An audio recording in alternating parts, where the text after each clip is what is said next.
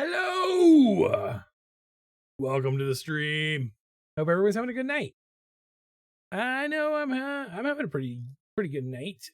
I am washed out as heck in these lights tonight. Hang on just a second. Let's reset some of this stuff. Yeah, make me look a little better, maybe. How's that? This is not going good. Why does my camera suck so bad tonight? Oh, we'll live with it. Woohoo! We're here. We're here, and we are ready to draw some animals. Draw some animals. Have a New Year's resolutions. I hope everybody's weekend was wonderful. I hope you had a great Saturday and Sunday. Mine was relatively uneventful, if I'm being completely honest. I was pretty laid back. I've been watching Cobra Kai on Netflix because I'm looking forward to the new Karate Kid movie coming out later this year. Well, I guess later next year still at this point. But you're not here to talk about whether or not it's a bad decision to merge the reboot of Karate Kid with the original Karate Kid timeline while ignoring the most popular aspect of Karate Kid of the last 30 years, which was the TV show. And instead, you're here to see me draw little dudes. Little dudes who are animals with New Year's resolutions working towards their goals. So, without further ado, I guess I'll go ahead and spin the wheel for the first sticker of the night. Friday night, we did our meerkat going to the gym and our Gila monster doing taxes. So tonight is the night that we're going to do probably two of these three at least. Maybe we'll get all three done. I don't know. I've slowed down a little. Hippo goes to nursing school. Platypus learns an instrument. Kangaroo learns ballroom dancing. So let's see which one we got coming up here. I have once again forgot to take off the Christmas settings on the wheel.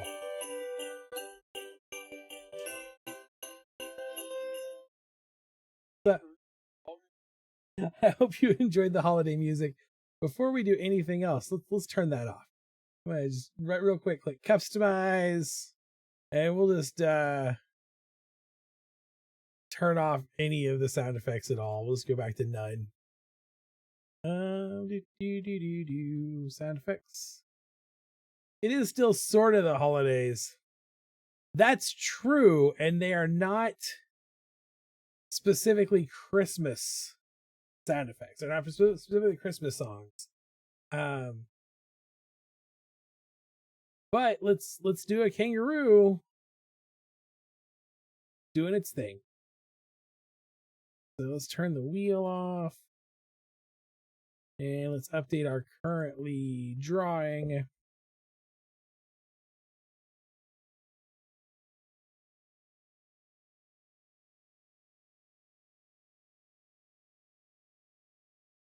Yeah, tomorrow is most definitely the holidays. That's New Year's Eve, the last holiday of the year. And for depending on what your preferred winter holiday of choice is, you might still be having your holiday. Several of those are going on right now, so still going on. So if it is still your winter holiday of choice, happy that.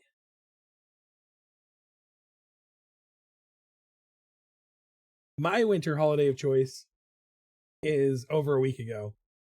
So anyway, let's do this. Let's do this thing. So we're gonna do a kangaroo learning to ballroom dance. I think that was the correct thing that I said I was going to draw. I lost track of what I was doing there for a second. So I'm gonna need a reference image of a kangaroo and a reference image of ballroom dancers.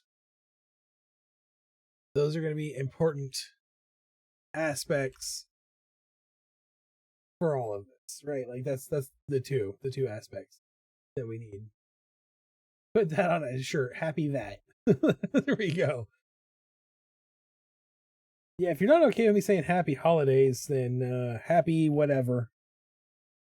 Actually, if you're not okay with me saying happy holidays, like screw you. That's what my shirt's gonna say. Jerk face. Oh, you know what? Also, I was recording earlier today, so you got canvas projection, which means you don't get to see everything I'm doing on my screen. Like you would still see me drawing, but you're not seeing my like grid and stuff as I'm working through some things. All right, kangaroo reference image, not Kangaroo Jack. I just said kangaroo because I've just been watching some vids, and that's crazy how buff they are. That is true. They are like little muscle builders. They're not particularly graceful animals either, so like ballroom dancing might be difficult for it. So I need a ballroom dancing pose reference image. At least it's not ballet. Like if it was a kangaroo doing ballet, that actually isn't easier. Like because then you just like have a little leg like this, a big old floppy leg like that, and bend it around, have a little baby, also pirouetting out of the pouch. But that's not what we're drawing. We're gonna draw a kangaroo that is ballroom dancing. And buffy little T-Rex arms at that. Yeah. That's because kangaroo are ginormous rabbits. That's what they actually are. They're ridiculously huge rabbit deer. Like all animals in Australia, they're imaginary monsters that someone made up in a genetics lab and then released onto a continent that was barren. All animals from Australia are just freaky little lab experiments. But specifically, a kangaroo is like half deer, half rabbit.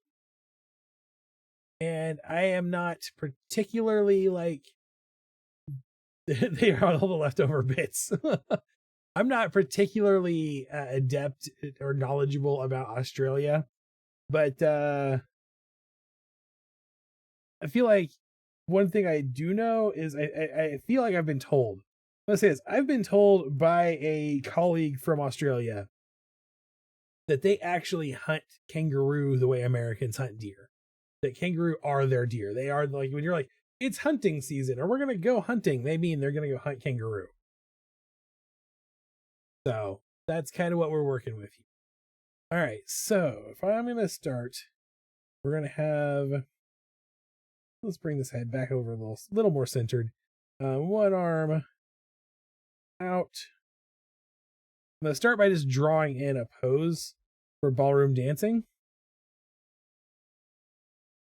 so that then we can work towards turning it into a kangaroo. I feel like that's the best route to go here. And then little gesture drawing of a leg coming this way, and the other arm is also out and holding up a dress.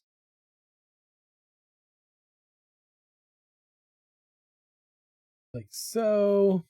So this is like and eat them. Yeah, that's what I was saying is they go out and shoot kangaroo and eat them.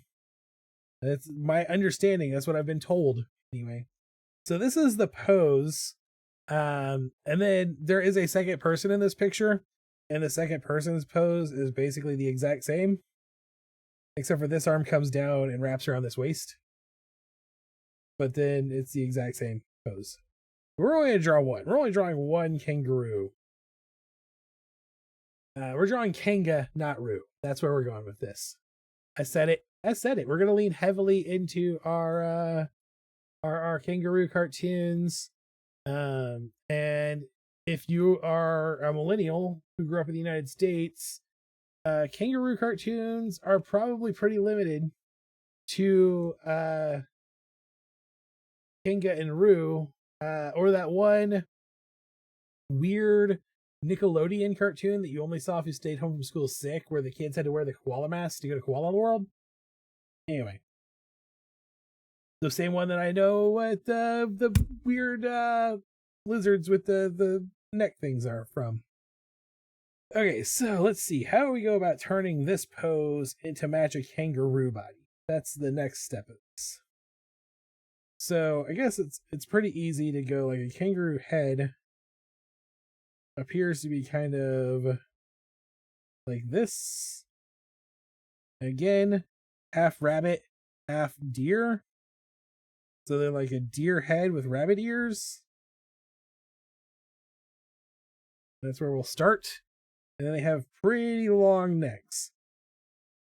And so rather than trying to like bring the head up a bit, because they have pretty long necks, down, and then they're kind of dumpy shaped down here.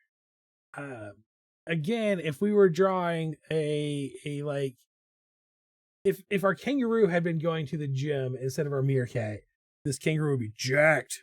But we're trying to keep it lithe and graceful because this kangaroo's goal is different. This kangaroo is trying to become a ballroom dancer. Let's see. Arm proportion to body. Their arms aren't super T-Rex. I think it looks like they're more T-Rexy because of the way they hunch over. I found an Australian cartoon of a girl getting into a kangaroo pouch and they hopped away singing a song, very 60s or 70s, very odd. Oh man. I feel I was not part of the animation industry in the 60s and 70s, obviously. Despite the fact that some of my younger viewers might think I am that old. But I do feel like maybe there was a lot of substance abuse in the animation industry in that time frame. Like, that feels like there was a lot of psychedelic trippiness to just the entire animation industry at the time. And then we're gonna try. They definitely have like rabbit-esque hind legs. I'm gonna try to work that in while keeping the same pose. Again, this is the real challenge of this is trying to keep that same pose and make it animalistic at the same time. So like that, and then have this one. Like, it really needs to exaggerate that. Haunchy bit? Haunchy, like, is that the term? Like, the you know how the big disc upper leg thigh comes off at the like the way it does.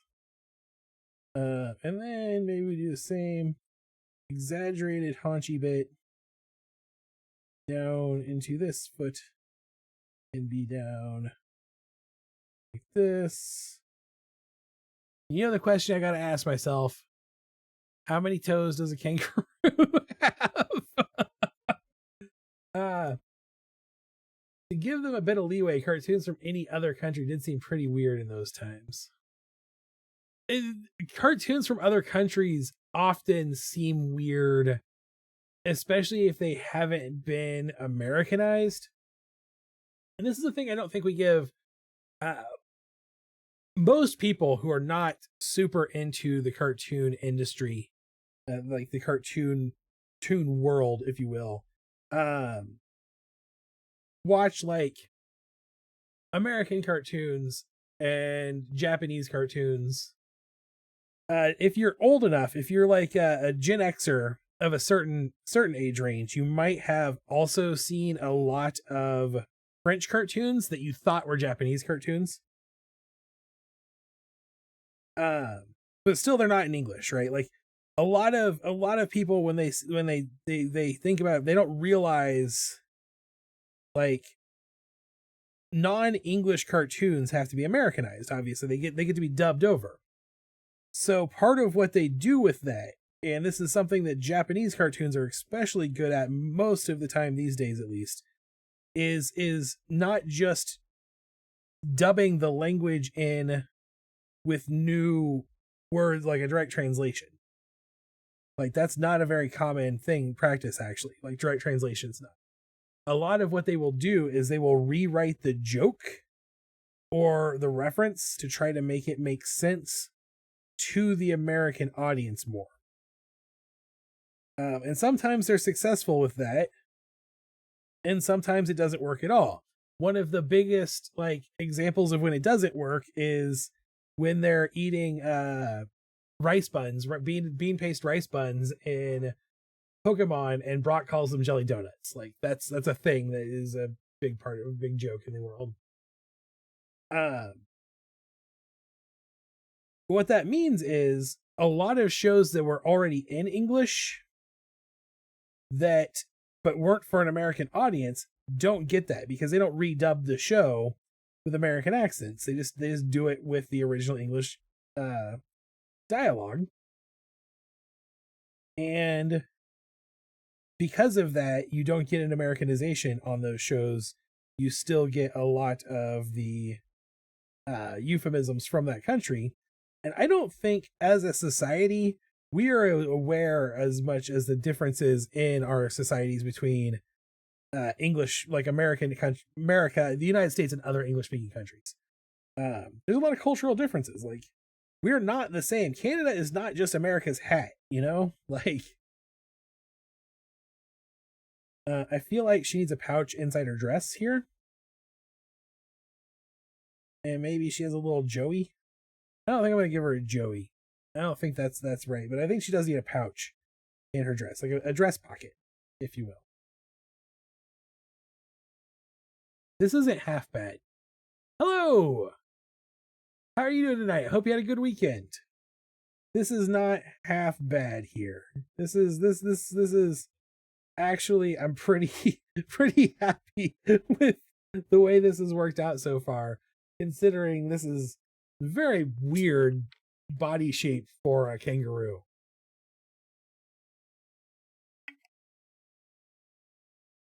Okay. And I think maybe we come in here. We want to add some more like ballroom dancey stuff to this. Like the pose is good, but maybe we give her a little hair bun also. And a mouth rose, like isn't that pretty ballroom dancey as a mouth rose? Thank you. I appreciate that. I found a shop that carries my favorite paint bought to take my junk to the next level. That's awesome that you found someone to help you take your art to the next level. I don't know if you saw, I did go ahead today. It's available. There's a link in the Patreon section of the Discord. But the Aliens in the Oceans logo, I put it on a t-shirt. It's now available on the Taco Viking web store. I only put it on the Taco Viking store. It's not on my Etsy store because Etsy charges me to post those things, and I don't know if anyone else would ever want one. But if a Patreon member wanted to, I have that shirt pulled up already. Do not forget that you have a Patreon discount code on the site. That's where I was going with all that. And let me know if you want any of the if you want the Carver logo or anything up there on a shirt or anything else. If anybody wants any of my art on a t-shirt, let me know. Let me know what you would like. I have a print on demand partner. I do not do t-shirts in house, obviously, but I can get it done. I can make that happen. Okay, what else? I like this. This is the art I'm going with. I'm keeping it pretty simple and straightforward. We'll add some detail like we did with the Gila monster coming in a little later. Hopefully, that's the plan. I don't know how much detail there is to add to this here kangaroo arena. She's not really a ballerina.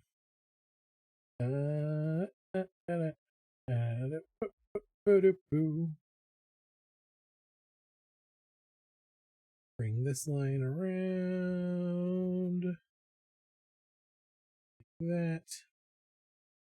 Any of those lines to line up. So I'm going to have to do it all in one stroke.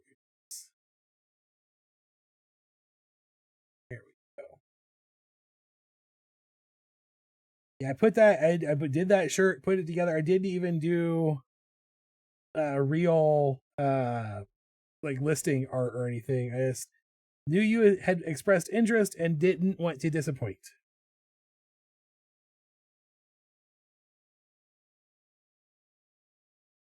I like, there was a time, this is not who I am anymore. But once upon a time, my sense of fashion was very, very geek, like 2000s geek chic. I know that's hard to believe. But like my idea of like how I would want to dress if I was going out in public and had, if I had unlimited funds with which to develop my wardrobe, I would have been trying to scour the world for unique t-shirt art from artists that I liked. I was like, I would definitely be in that category at the time. That would have been like Threadless. I would have been buying a ton of shirts from Threadless. And then I would have worn like a graphic tee and a sports jacket with like some nice jeans and a pair of Chuck Taylors. And that would have been like my like sense of style. And I still think that like as far as like casual attire goes, like casually looking good, that's a good look for a lot of people. But that was before I found out I absolutely love wearing a tie. I enjoy wearing a vest and tie especially. And so like any opportunity I would have to wear that outfit, I would now probably wear a vest and tie instead of a graphic tee. What the heck am I? There, I was like, oh wait, undo this, where do I have to go? Rather than a graphic tee and jacket, I would rather wear a vest and tie. That's just who I am these days. And I have seriously been going, I need to spend some more time making tie designs because I do collect ties. I love ties. And they are a thing that I can do through my print on demand partner. I can do ties. And right now there's only one tie available on the entire Taco Viking store. And it is a back alley merch tie that I made. It has a drawing, a not super great drawing of Yeti Detective on it. And it makes a joke about how much he wants capitalism. Let's put it that way. Oh, why am I getting some breakage here? Why am I getting breakage? I might need to change my pencil head. Overdue for my screen protector, and I probably need to change my pencil head. But I really love, you know, I've talked about, I don't do it nearly often enough. I need to do more patterns. I love doing pattern design. I don't do it nearly often enough, mostly because I think I spend a lot of time, probably too much time, doing some art challenges and stuff. Not having any real client work to do makes me like, oh, I feel like the challenges are things like promises I make, and then like they take priority over anything else unless I have client work. That's probably not a good way of looking at things. I probably should rethink about a lot of that. I should probably just do more things for myself, more pattern design, more surface design in general. Because honestly, like those challenges aren't really helping me grow anymore. Except for I tell you guys, this is what's crazy to me. Anytime I make art related to Dexter's Laboratory or Rocco's Modern Life, I see a surge in views and follows. So I'm not the only nostalgic nerd out there. I've been doing, finishing out the 365 day zombie.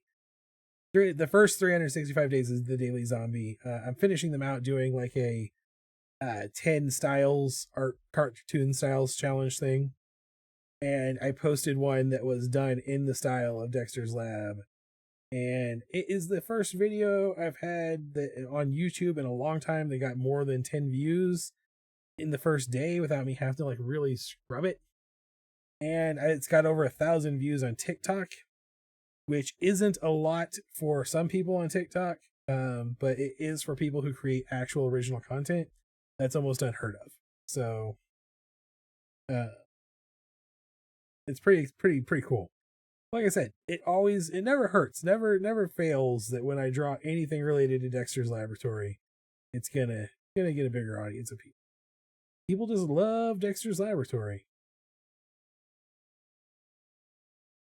And back in May, I did the animation challenge where I did a bunch of animation related fan art, and I did some Dexter's Lab fan art for that. And I actually did 2 videos, because like I had tried originally drawing everything from memory and it was bad. It went really, really bad. And then I went back and did it with reference art, and I shared in my reference art video that I had tried doing it from memory and it had gone real bad. And I told basically if I got enough engagement, I would show the other video. And people wanted to see it. So I shared my fan art fail video and it got so much engagement. It was crazy. But that's, it is what it is. It's weird being an artist in the social media spaces where I used to be just an information broker. Is the most charitable way to look at my previous job, where I used to be a propagandist. Unfortunately, it's a lot easier to get people to look at and share your government information. Well, I guess it's not really unfortunate because it's not government misinformation. It was actual information from the government. It's a lot easier to get people to share that kind of stuff than it is to get them to share art.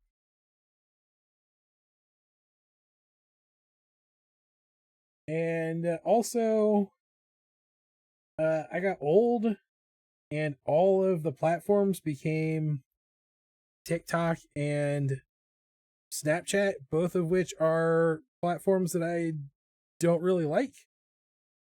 Although I have to admit TikTok is growing on me, but mostly because the more I use TikTok, the fewer short form videos it shows me and the more long form videos it shows me. It's like, clearly you like engaging with actual content. So here's actual content.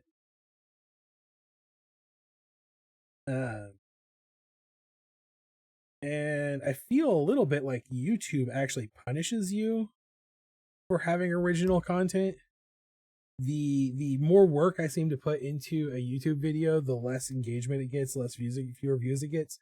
The less work I put into it, the more I crap something out, the more it gets.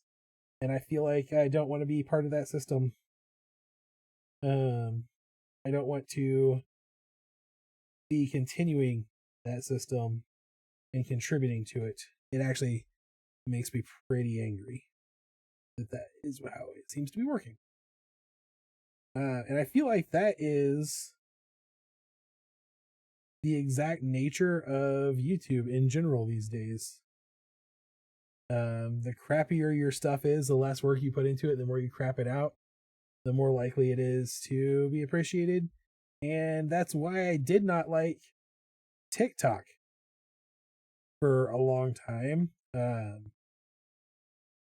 As someone who had created an account on Musical.ly way back when TikTok was still called Musical.ly, because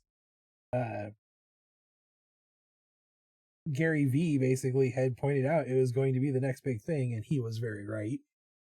I didn't like when it became TikTok, because all that was encouraged bad art. Like not even art, not bad art. It encouraged people to lazily post garbage, often stolen from other people. And that's why I didn't like it. I feel like TikTok is just now getting to a place now that TikTok is just now getting to a place where it's not just constantly filled with that crap. And YouTube is becoming a place that's just filled with that crap.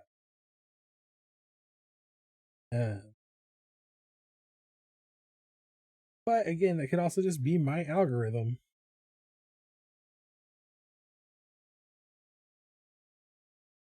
You know, everybody's algorithm is a little bit different. You do not control the algorithm controls you.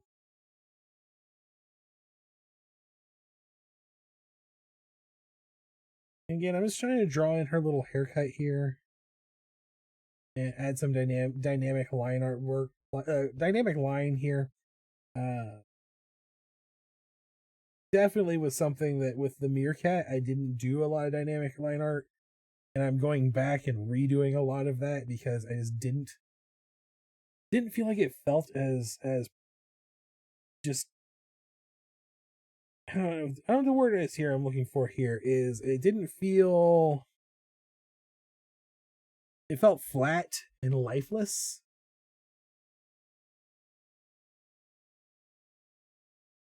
And as a person who draws cartoons, that's not a feeling I want to evoke with my art. I don't want it to feel flat and lifeless. I want it to feel energetic. Possibly even, dare I say, wacky.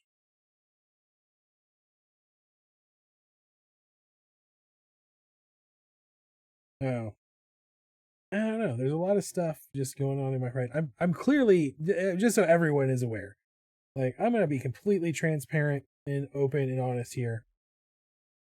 I am clearly in a down cycle as far as my depression versus mania goes. I'm pretty frustrated with some things in life at the moment that I don't have any power to control. I'm basically waiting for some other people to just do what they need to do, what I need them to do. Waiting for other people to do what I need them to do. And I don't have any control over that timeline. And that is something that makes me feel exceptionally like frustrated. And so I've been kind of ruminating on stuff that I probably shouldn't for the last few days. I should probably just not think about it at all, but if I could do that, I would have not needed drugs most of my life. And by drugs, I mean legal over-the-counter prescribed medications that help my brain.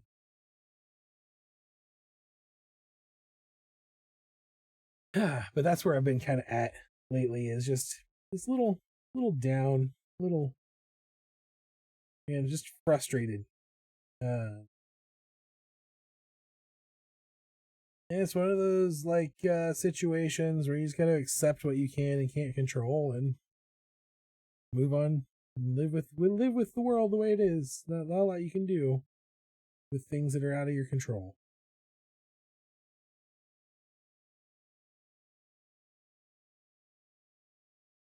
And maybe it's all for the best anyway, you know? Maybe you're getting messages from the universe. Are they affecting your livelihood as a result? They are not affecting Taco Viking at all whatsoever. Let's put it that way. I am waiting to basically hear from. I did a job interview on last Monday and was offered a position and was told that within 24 to 48 hours I would be hearing from the the manager I would be reporting to come in and do my start paperwork, and that I would have hours like I should have been working by last Friday. And it's just a part-time job.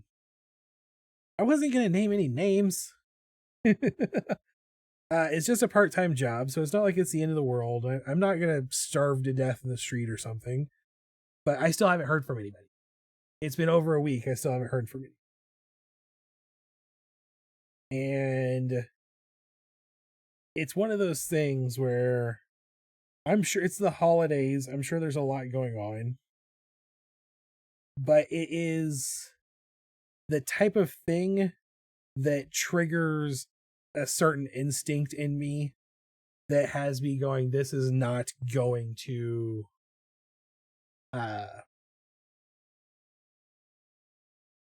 be a good fit for me. Like, I don't. Yeah, I probably should. Probably. I don't want to. I don't want to ban you. I don't want to ban. Delete message. There we go. There. Yeah, I just deleted it. I didn't want, like, I hope that doesn't hurt your standing somehow. It's not that big a deal, but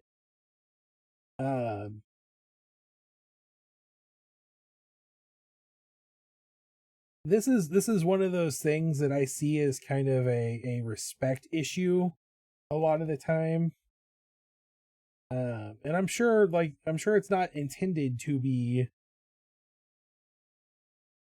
a slight, but like in my mind, this is the type of thing that people say, we don't actually care about you as a person.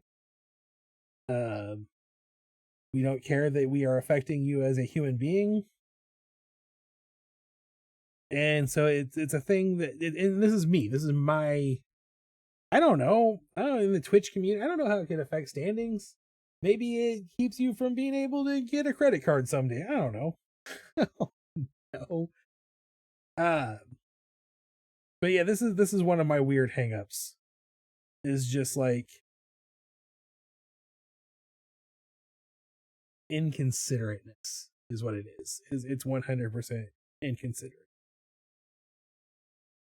And I know, like, people have lives, stuff goes on, things happen. And still, it pisses me off. And I know I don't have a right to be pissed off by it, which is another reason it causes me frustration.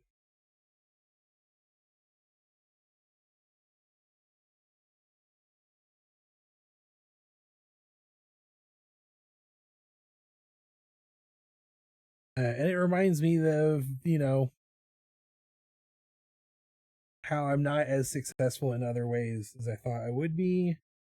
That I'm in a different life situation than I thought I was going to be at this point in my life.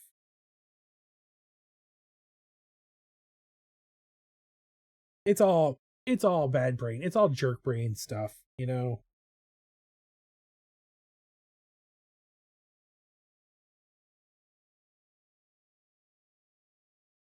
It's just the brain ruminating on what it shouldn't ruminate on.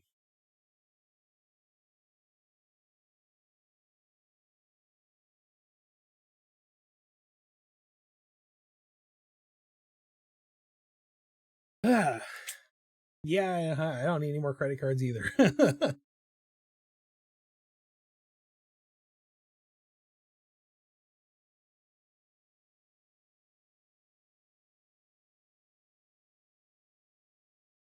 Nah, really what it is, and that means you have to drink even if it's just water. I just took a big drink of water. Well, it's water with great flavoring and fizzy stuff in it. But I also have more water for when that's empty.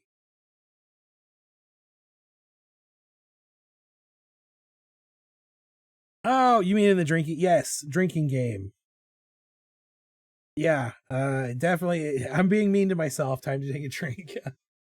Yeah, it's. Oh, hard to explain. It's hard to explain exactly what is building up inside my brain. Like I said, I'm aware of it being jerk brain, which makes it easier to handle most of the time. And also there is some like just, there is some just like, this is how my brain works, and there's not a whole lot I can do about it sometimes. Like, hydration will be your undoing. There are plenty of times when I get off this stream and I just have to go pee. Like, that is just the way it is. I do drink a lot of water, and I drink a lot more water when I'm streaming than I might normally when I'm just sitting out at the bigger office. You know what? I want to take a moment. I told you I'm having jerk brain, and I'm in a bad, like, kind of feeling a little down, a little depressed. This hand is awesome. I nailed this hand. I'm taking this moment to just celebrate the fact that this is a hand. Thank you. Thank you very much.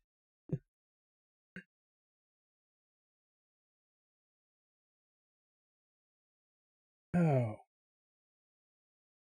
I'm very proud of it. I was just saying. And then I go back to drawing, and my iPad slides across the table. I'm starting to understand why some people have invested like $100 in a drawing stand for their iPad. Like, I get it. Like, my livelihood is dependent right now on my drawing on this iPad. And most of the time, I don't have to worry too much about like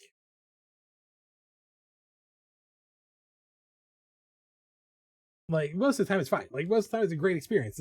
I enjoy using Adobe Fresco. I enjoy my drawing experience on the iPad. I am not in any way saying that it's not awesome. As much as it pains me to give credit to Apple for literally anything ever. But because I have like I use a case to hold it at the right angle to be a little more ergonomic, although I hunched way too much today.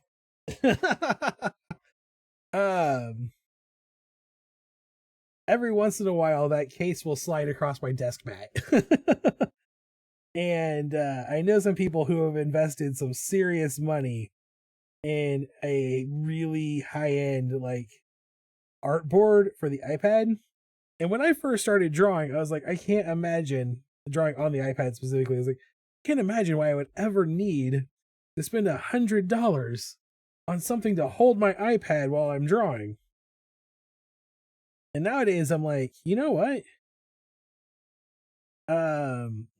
Not only does that thing keep the iPad from sliding around, which doesn't happen super often, but when it does, it just ruins your entire pen stroke, right? Like, it's bad. I was like, not only does it stop that, but most of them also have some sort of built-in cooling. And even though my iPad doesn't get like start a fire hot, it definitely, when I'm doing like animation especially, or trying to use the live brushes in Adobe Fresco, gets hot enough that it will crash. That it will crash Fresco, that it'll stop charging. And I have to let it cool down. And so having a cooling stand is probably the biggest benefit. And then the other one for a lot of those guys that I talk to, the ones they use, a lot of them are like started as traditional artists. So they're used to like having full size canvases and stuff to paint on. And so having like the big art board that they use gives them something their arm can like, is a full sized board. I don't generally need that because I've always been a digital artist. And so I've never used like a full size canvas. Uh, in fact, the only painting I've ever done, even like more than 10 years ago, probably at this point, my parents bought me an acrylics set for Christmas one year. And they bought me little paint boards, like little 8x10 painting boards. And I painted on those, and those are probably the only painting I've ever done with actual physical paint outside of like elementary school art class.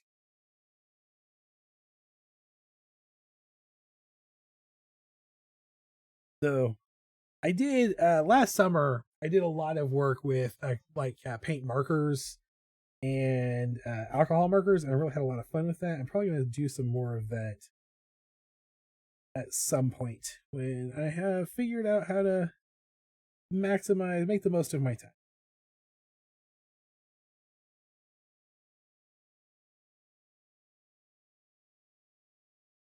So, like, yes, the whole point of this is was saying that yes, I've been thinking too much probably about whether or not I've been using my time and social media stuff in a way that is helping me accomplish my goals. Uh, and most of that has, like I said, is because I'm in a kind of a jerk brain mode. That has probably been a little meaner to myself than it should have been, but that doesn't mean it isn't worth having those conversations with myself. And especially this time of year, this is a good time of year as I'm drawing animals doing their New Year's resolutions. This is a good time of year to start really analyzing and reevaluating your goals and if the systems that you have in place are going to help you meet those goals. And you would think that's something I would be very good at, considering I have read, let's just go triple digit self-help books and am a certified strategic life coach. You'd think I would be really good at evaluating my own systems, but I'm not. I'm very good at evaluating other people's systems. I was artsy enough that I got a Bob Ross paint set once, even came with linseed oil and turpentine. I was never established enough of a painter to work with oil paints. Yeah, I don't know that I've ever worked with oil paints ever. I think my mom used to paint landscapes instead. Like, I think she did Bob Ross stuff too. Like, she had the Bob Ross set, I think, at one point, but she liked painting landscapes. And I think she worked with oil paints when she was doing that. And then my little brother, who is a professional tattoo artist, also was a pretty good, I might even say, like, graffiti style artist. He was not a graffiti artist because he did not actually do street art. I don't know that I do not know that he ever tagged anything or worked on a mural even at all. He did spray paint and paint markers, like Posco markers and stuff on canvases. And I really dig the art he did for that. I used to have a really awesome painting. I had to leave it behind when I moved to Montana, so I don't have it anymore. But he had a really awesome painting that he had done for me. That was like spacescape. It was awesome. There's one that hangs in my bedroom that he did for my parents. Yes, I live with my parents. I'm that guy. I have one that hangs in my bedroom that he did. That's got this like tooth monster I love too. My grandma was a great painter. I think she worked with oils too. She did landscapes as well. I've always been jealous. I'm a little jealous of people who do physical art. I don't diss my craft. Like, I don't diss my stuff. I do refer to it often as dumb little doodles, but that has more to do with my style and a little bit my marketing than my like belief that my art is lesser than. I'm really sad you had to leave it behind. I am too. I had to leave a lot of stuff behind when I moved to Montana. So when I moved to Montana, I had what would fit in my Ford Focus is what I could take with me. So I moved 2,100 miles across the country in a Ford Focus with what fit in the car. And I left the vast majority of my possessions behind. Most of my furniture was either in storage or just left in the apartment I was renting. A good friend of mine was my landlord at the time, and he held on to a lot of the stuff for me and returned some of it to me when I was able to finally come and get it again. But he also like couldn't just hold on to my stuff for all of eternity. So some of it he sold, and unfortunately, because my little brother is a talented artist, he was able to sell the painting. And that was painful to me, but also like he did what he had to do. I owed him money also.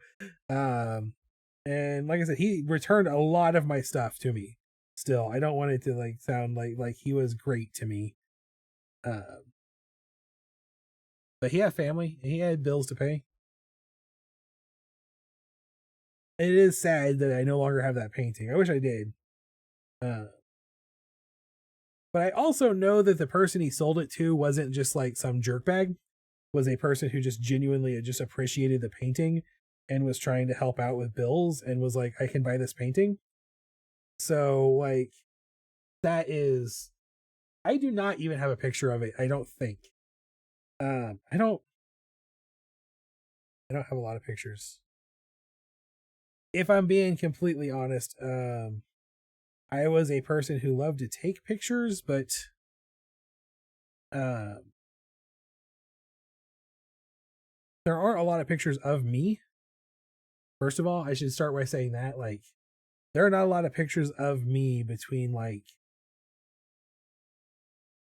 14 and 30 at all.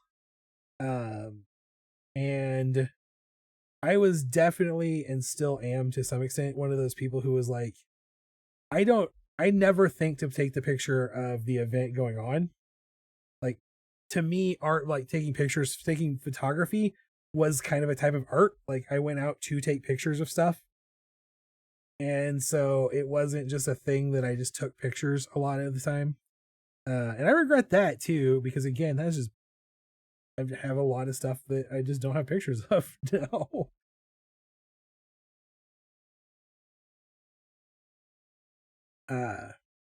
That's something I've had a digital camera since my parents bought me a digital camera for my 19th or 20th birthday. I think it was my 19th birthday. No, it would have been 20th. It would have been my 20th birthday. My parents bought me a digital camera for my 20th birthday. So I've had a digital camera. I still own that camera. That camera is still in this office somewhere. So 21 years of owning a digital camera. And what's crazy is I do not have a lot of pictures from back then to this day. Mostly because, let's face it, I didn't have access to cloud storage for most of that time.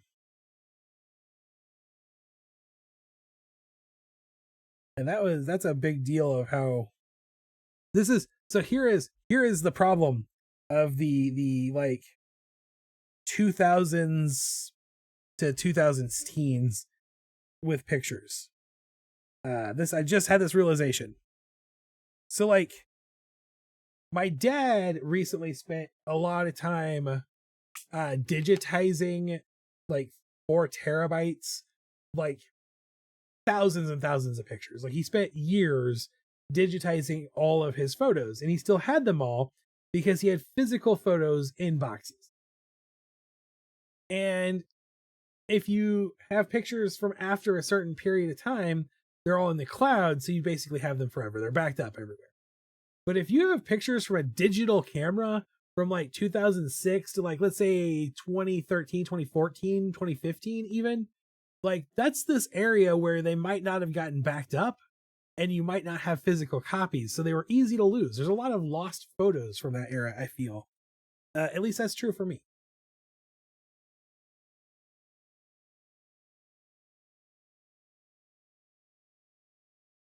My neighbors are enjoying Monday Night Football outside. um, I kind of really wish I had more pictures from the early 2000s, especially. I have a lot of friends that I spent a lot of time with back then that I have not really seen since then, and some of them are no longer with us, unfortunately. Oh yeah, sports ball. Yeah, but it's not a very important game for anyone but my dad. Uh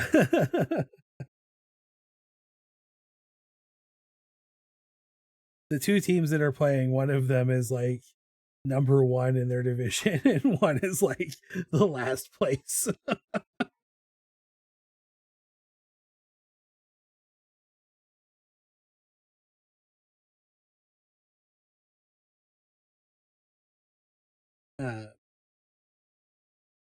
But yeah, I don't think I have any pictures of that paint. Like I said, I wish I did. It was a cool painting. He did it for me for Christmas one too. Because when you're an artist, you can usually get away with making art for Christmas. And people are like, "Oh, thank you, this is awesome. Thank you for thinking of me and putting all this work into making me this art." And then you're like, "Yeah, you're getting that because that piece didn't sell." That's only partially mostly true. Hey, this hand is not as good. Ah, no. No. What is wrong with you over there, hand? I screwed something up. That usually happens when I fill something in that I didn't mean to fill in, and then it's all one big sealed piece. And then years later, it did sell, right? That's the art industry in a nutshell. The artist couldn't make money off of it, but years later, someone else will.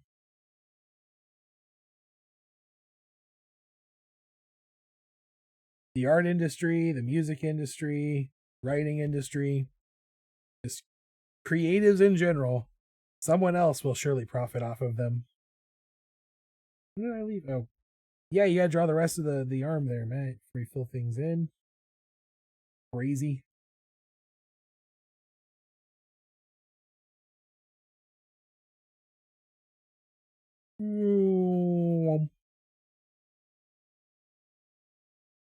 I don't know if I've ever told you guys this, but as I sit here all day doing these little drawings, I do make these little noises to myself all day long. All day. I'm just like,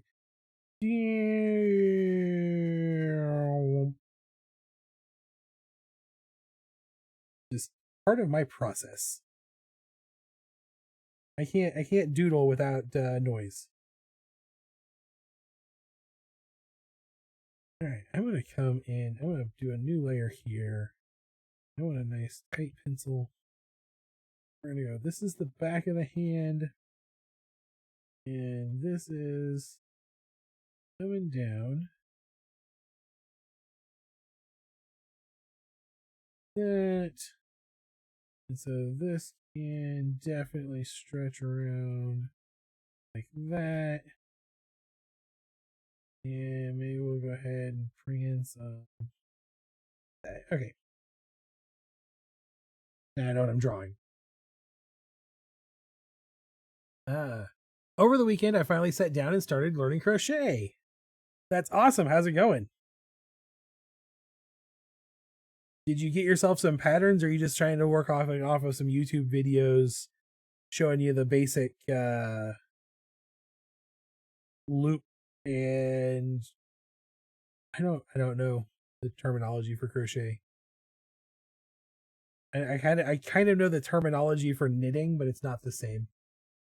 Still a ways to go. Yeah, it's a craft. It'll take, you might not ever actually master it. But that's not always the point of doing a craft is not always to master the craft. It's to occupy the mind, or to free the mind by occupying the body. Free your mind and the rest will follow.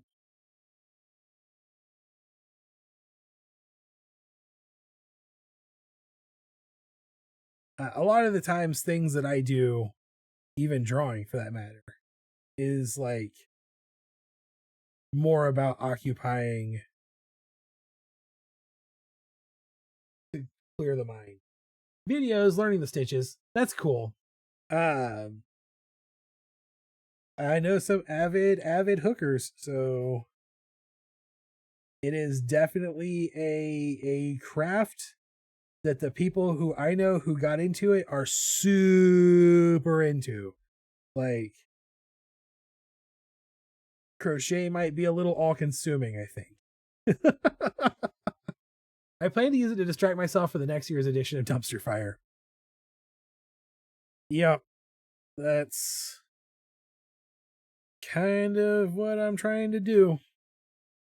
I'm just trying to be a distraction for next year's edition of Dumpster Fire. But, like, you know, a healthy distraction. It's hard for me because it's so easy for me to get lost in focusing on the negative that I have to actively remind myself not to, which is probably why there's a drinking game now to take a drink whenever I'm down on myself. Oh, I need to put those rules. That's what I should do. I should put those rules together and put them on the Twitch page in a Twitch panel. How many Twitch channels have their own drinking game? Really? Do any of the big Twitch streamers have their own drinking games? I probably do.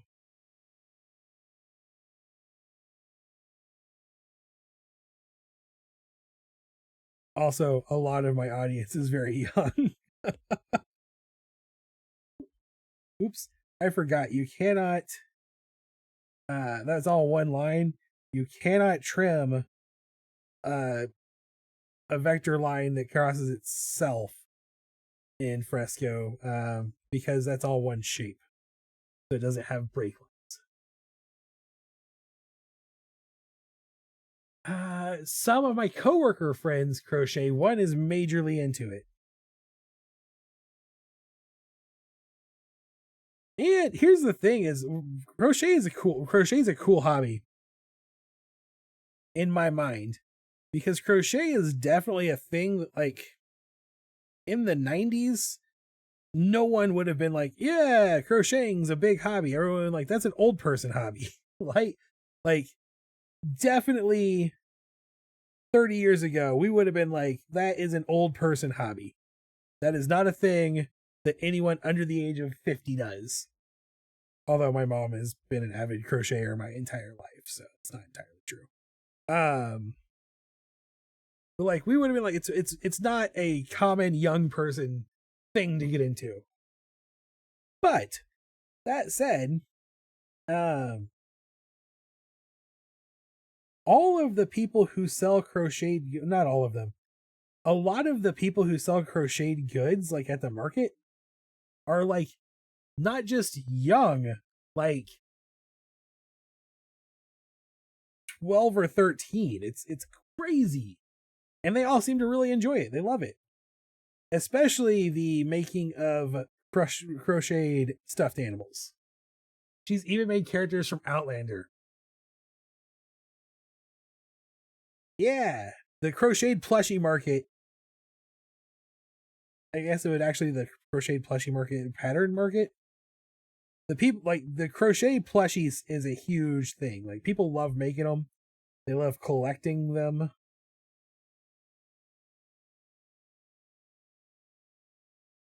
And I'm just like sitting over here going, I like scarves, guys. Scarf it to me, please. And thank you.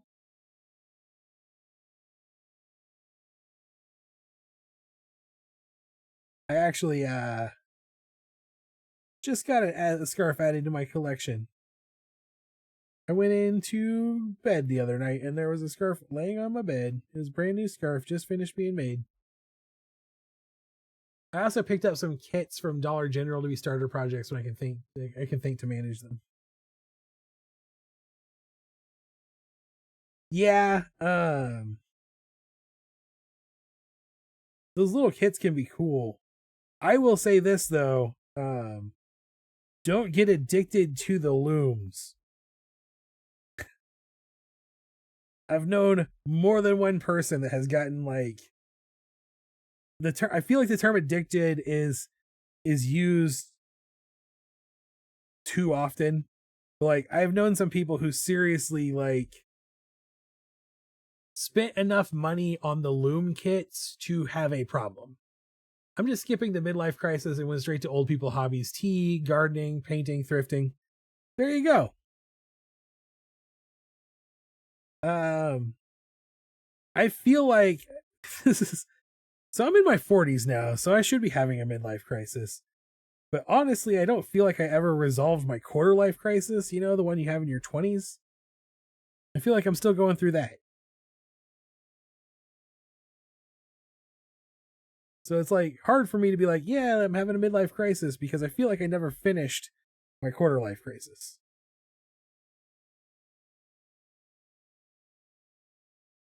Which I'm fine with because that means I might live, you know, to be a lot older. You know, if my quarter life crisis has lasted for 20 years, then maybe I'll live to be 160. I did gardening this year for the first time, and we are hitting the flea markets more. Yeah, that's here's the thing though. I am also addicted to the electronic kits. So many electronics. Um, Here is the thing about these old people hobbies. Um, you ever notice how these old people hobbies are things that they learned to do when they were kids, usually from their parents who might have grown up during a time when like you had to grow your own food or starve to death, or like, you know, make your own clothes or be naked. Um, all of our old people hobbies, especially the ones that are making a comeback, are all skills for surviving economic collapse.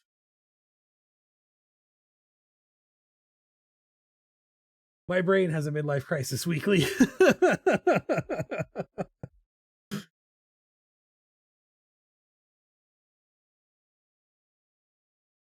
Yeah, I'm too poor to have a midlife crisis. No one's gonna sell me a fine luxury automobile.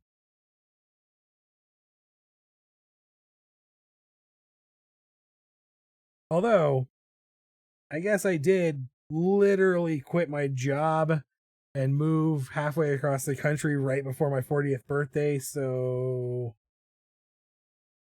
midlife crisis. My jewelry is like my own currency. That's partially why I picked them up. I wanted to be able to sustain a bit more easily.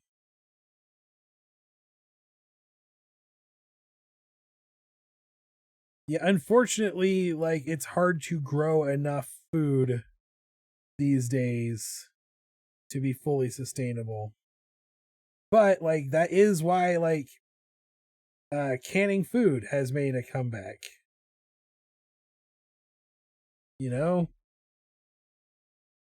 Also, this is this is really good. I'm really happy with this kangaroo. Like I feel good about it. Although I want a little bit more thicker lines on this back because it's the back. Like this is good. I like this a lot. I might need to do a little bit of I haven't quite worked my way fully around, I don't think. I think I'm gonna need to add a little bit more here.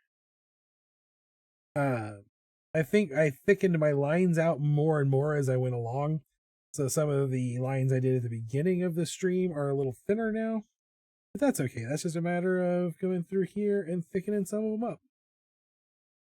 Adding some mass to them, some weight, some heft. I'm just upping my odds of survival for the sucky end. Yeah. I not gonna go down that route. Not gonna think about that. Not gonna go down that route. Okay. I have thoughts. I have thoughts on this. Will be a pretty cute coloring sheet. Yes, it will. And honestly, I think all of these will make a pretty cute coloring sheet. Did you download the Pogo Mander? I shared the Pogo Mander as a coloring sheet in the Discord. If anybody wants to print their own coloring sheet, it was the first one I've ever done. It is only available to Patreon members. You do have to be a Patreon member in good standing because your Patreon account controls whether or not you have access to the channel. But in the Patreon perks channel on the Discord, I put the Pogo Mander coloring sheet. So you did download him, so you can print your own Pogo Manders. I hit print, but I didn't check to see if it printed. Printer is in the other room. I'm starting to put together my first like test print book, coloring book. My coloring zine, really. All right. So let's color this kangaroo. Speaking of colors. Let's see. I need. Ooh, let's start with the dress. The dress in the reference image I'm using is like a creamy rose color. So a little more red, something like that. That's pretty close, actually. And then of course we'll just go ahead and make this rose red. Why would you ballroom dance with any other color rose? I mean, other colors of rose are not for ballroom dancing. And then we'll do kind of a light brown.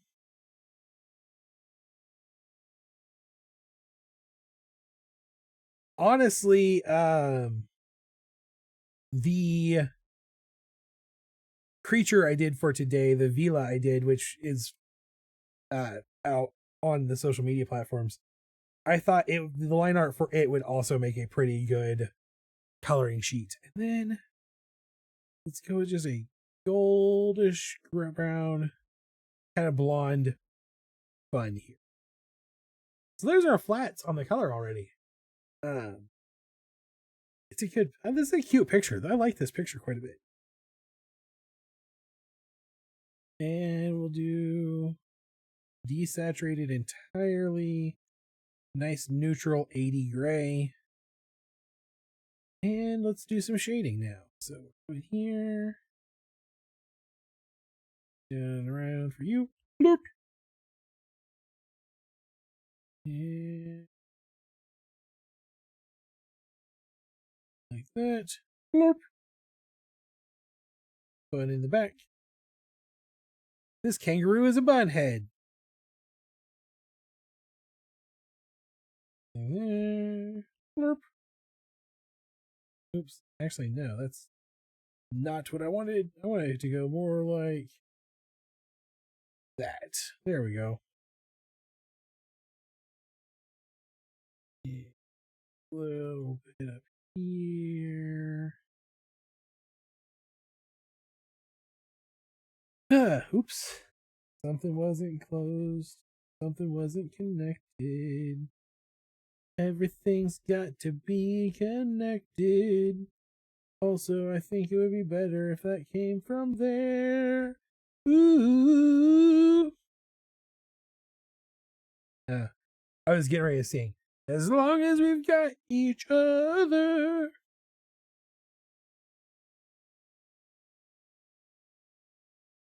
Growing pains.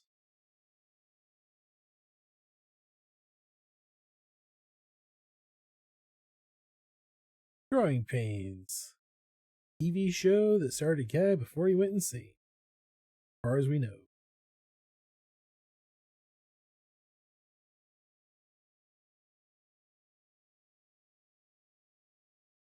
sing it. I loved that show.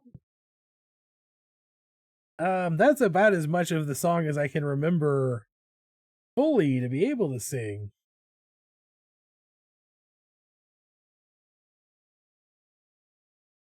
I have come up with a workaround for the fact that I can't sing very well, and honestly, trying to sing performance still causes me a little bit of anxiety. I have a workaround now. See, if I sing in zombie voice, it's not the same. As long as we've got each other, taking the world in our hands, baby, we've got. Like I said, I can't remember all of the lines. It ends with sharing the laughter and love. Yeah, sharing the laughter and love, sharing the laughter and love.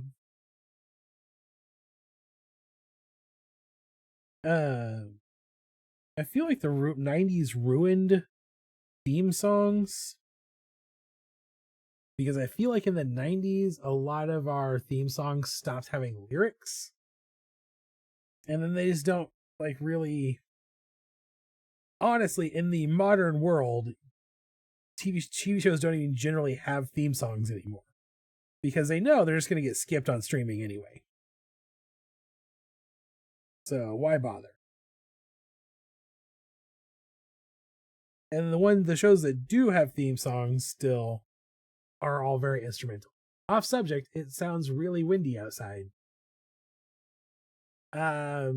It might be really windy outside. There was a huge storm that blew up through Oklahoma, and that pressure front, I think, is still mostly standing on top of us. So stay safe, stay warm.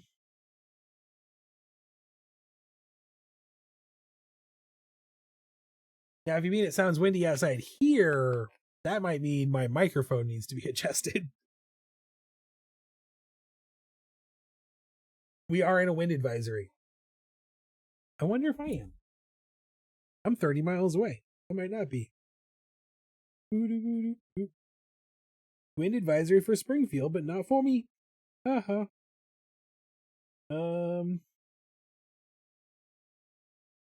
I am technically in a wind advisory because I am still in Stone County, but looking at the affected map, I'm not in the affected map. Oh, I guess I am.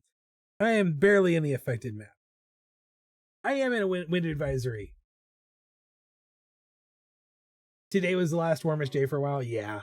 You made it! We are drawing a kangaroo learning to ballroom dance. That is this kangaroo's New Year's resolution.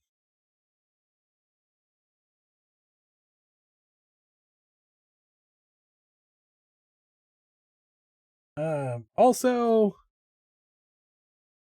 playing the Taco Viking drinking game, where if I have jerk brain, I have to take a drink. Apparently that's how this works. When I thought it would be fun to actually create a Taco Viking drinking game because Rollivan suggested it, I intended for you guys to take drinks with things, not me. I didn't intend for it to be cognitive behavioral therapy.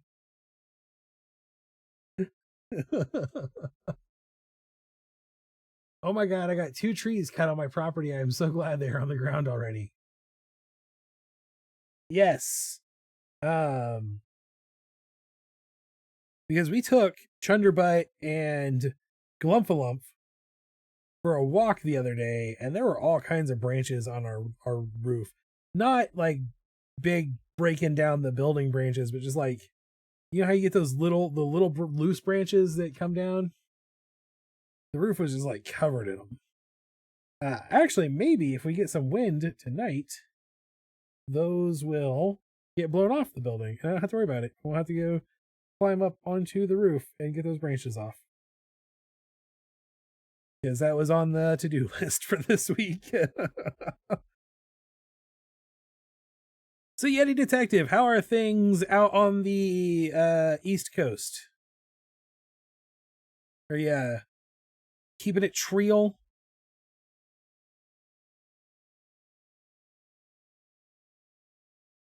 enjoying nice weather. When did the dogs become Chunderbutt and Flumpalump?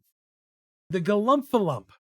So I don't always like to refer to them by name on the stream or on my Instagram or anything, just out of weird old like privacy habits. You know, the growing up in the early internet age where you're like, don't ever tell anybody any secrets online. But that probably doesn't make any sense because other people talk about them all the time. So the dogs' names are George and Josie. But when Josie got her first grooming appointment, she came back and was no longer a Muppet dog. So she went from being called Muppet Dog to the Galumphalump. And I call her the Galumphalump because it is the perfect onomatopoeia, like the perfect explanation for how she runs without like bending her legs. She like bends her back. And then George has been Chunderbutt as long as I've been back in Missouri. He farts a lot. I don't know if you guys know that to chunder is an Australian slang term meaning to prattle. I chunder on the stream. I talk a lot without ever saying anything. So George is Chunderbutt. He's very vocal as a dog, and he farts a lot. The weather has been great, but if there's been a big storm, it explains why my toddler's plane was delayed until midnight last night. We had a good day today, though. Yeah, there was a big storm like front that came up from the West Coast. I don't know if it would affect where they were at. I have a pretty good idea of where they were at. So like, again, that whole internet privacy thing, don't know how much we want to talk about where your toddler is. But they were in the Midwest, so it could have had an impact for them because that storm front came up. It was the reason we had the super heavy fog all weekend. If anybody was wondering like where this fog came from, it was that storm front. And that storm front hit us, it blew the fog away. There were some tornadoes somewhere. I'm not sure entirely where. Like I said, this storm front was pretty good sized. It had a pretty big impact on a lot of stuff.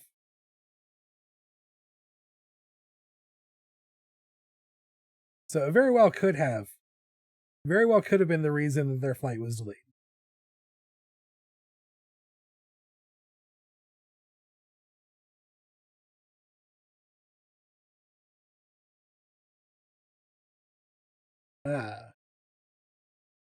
I should share. I actually recorded a video of the dogs when I went to feed them the other day. And it is the video, when you see it, you're like, yeah, that dog is galumphing. She's a galumphalump. Okay. So I think this is our kangaroo learning to ballet dance, or not ballet dance, ballroom dance. And I'm actually really proud of this image. I think I did a good job. I'm going to pat myself on the back. I'm very happy with it. At some point, I'm going to have to start being creative and give these characters names.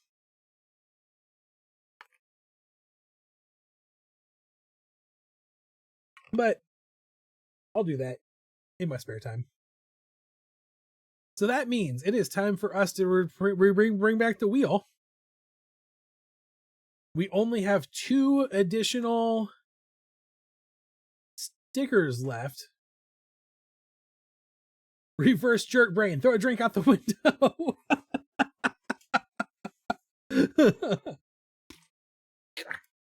Oh, I shook up my drink. I forgot that this is carbonated. So, the 2 stickers we have left for the Patreon pack for January. Hippo goes to nursing school, and Platypus learns an instrument. We don't know what instrument the platypus is trying to learn, and I'm not entirely sure how to draw the hippo going to nursing school specifically, but that's the fun. That's the fun, right? And also now when I spin this, it should not have holiday music. It should not make any noise until it gets to the end and wins. So let's see. Let's see who gets drawn next. Spin. Platypus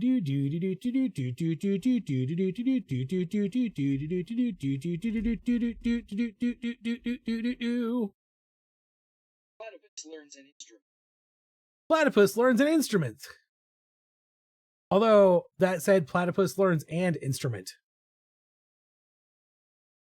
I was right to make tornadoes plural. The headline is at least 4 dead as dozens of tornadoes devastate South across 7 states. Oh man, that sucks. It sucks that happened. And that's the stance I'm going to take on that in the public, on the internet, on a live stream. I will not make dark humor jokes. You know what we need to do now? First of all, I'm going to need you guys to recommend. Even the Viking in the middle still has a Santa hat on. Yes, I haven't done any updates. It still has Santa colors.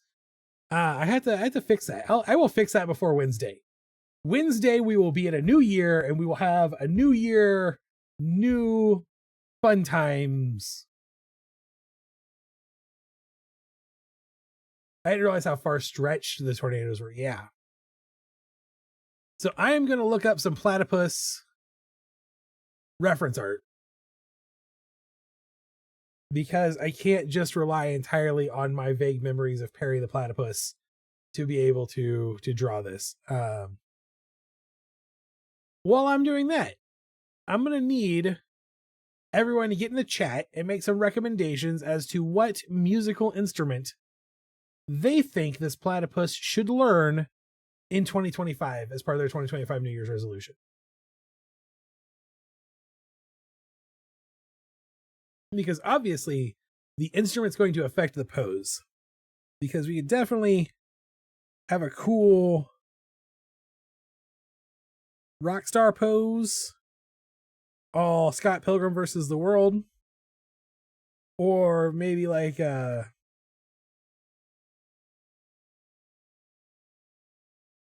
jazz saxophone pose.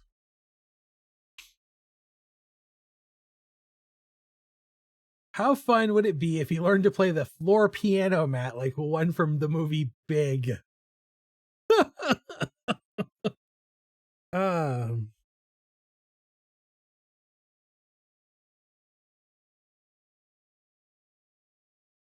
I mean, yeah, that's a possibility. Slide whistle or tuba? So maybe we have a little platypus body. Side whistle. Tuba or sousaphone? Ah, the same instrument. Same. Just so people know, a sousaphone is the one that you wear over around you, and a tuba is one that you like play holding like this, but they're both big giant brass instruments. Bongos are the triangle.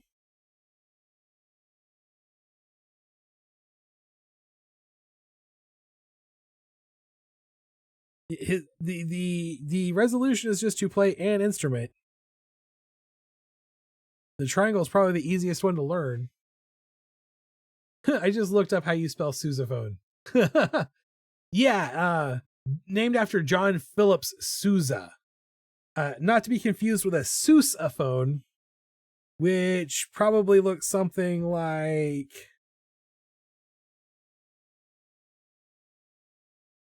this. And it's played on a hand crank. The sousaphone. Did you have to look it up? Because every time I say sousaphone, it spells it out on the screen right below my face. Well, right below where I'm drawing.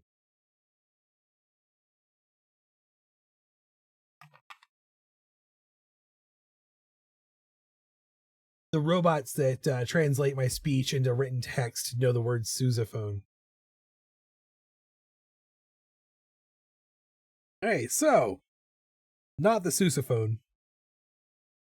And we'll just assume these are one guy.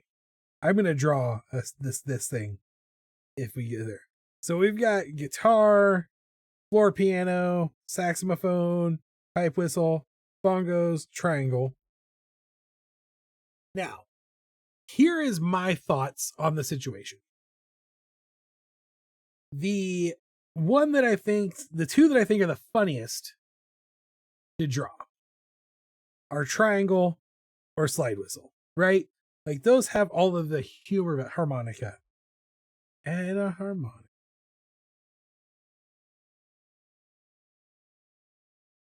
All right, harmonica. So the two that are the funniest are slide whistle and triangle. The one that I feel like has the least representation of trying to learn a musical instrument is floor piano.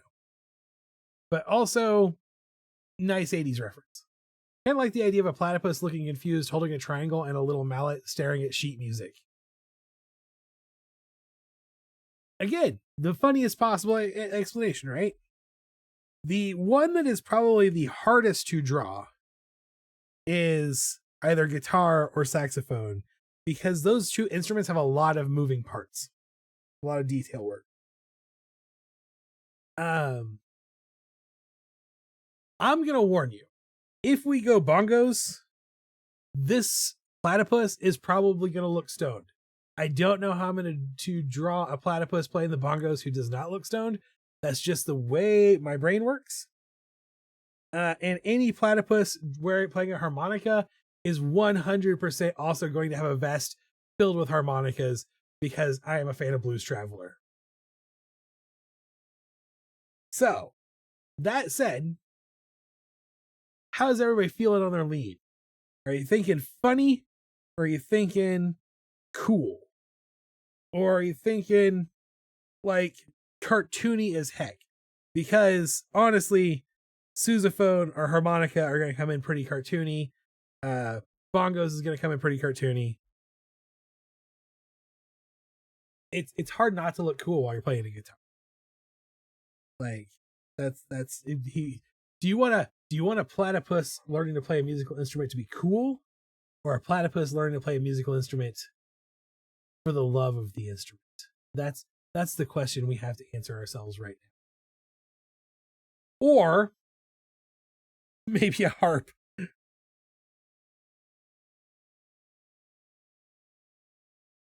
You spoony bard. This is a duckbill. If anyone's wondering why I keep drawing these little things, I'm trying to draw a duckbill. That's what's going on.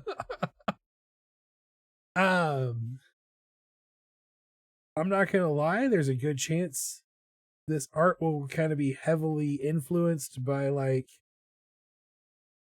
a combination of Disney and Klasky Shupo, because that's the route I go when I'm drawing ducks.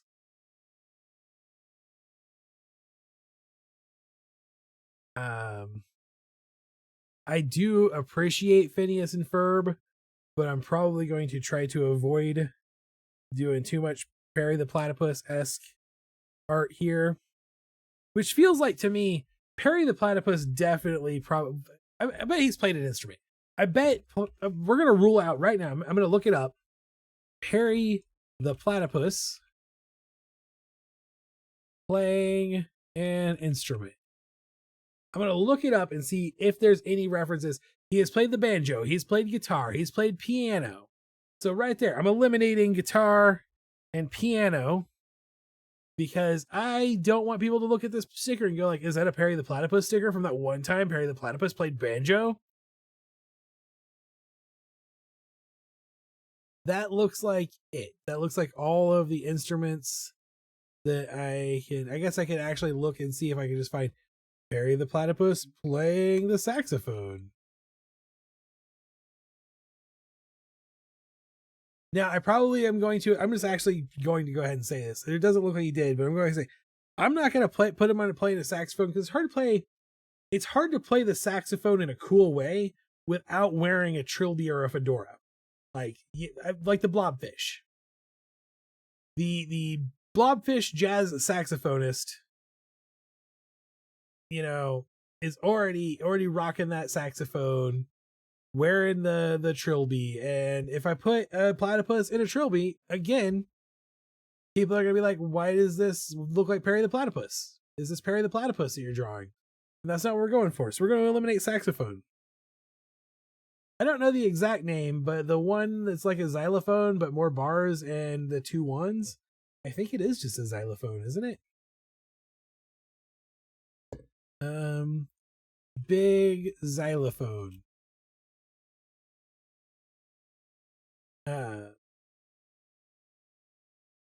Yeah, so the full set xylophone is the giant thing with 2 rows of bars. They have the little tubes hanging down. What about when there's a bunch of bells on a table and you pick them up and ring them to play a song? That's called a handbell choir. And a handbell choir is a possibility. So now we've got platypus playing the bells and a platypus playing the xylophone. I'm trying to eliminate. I'm trying to hone down.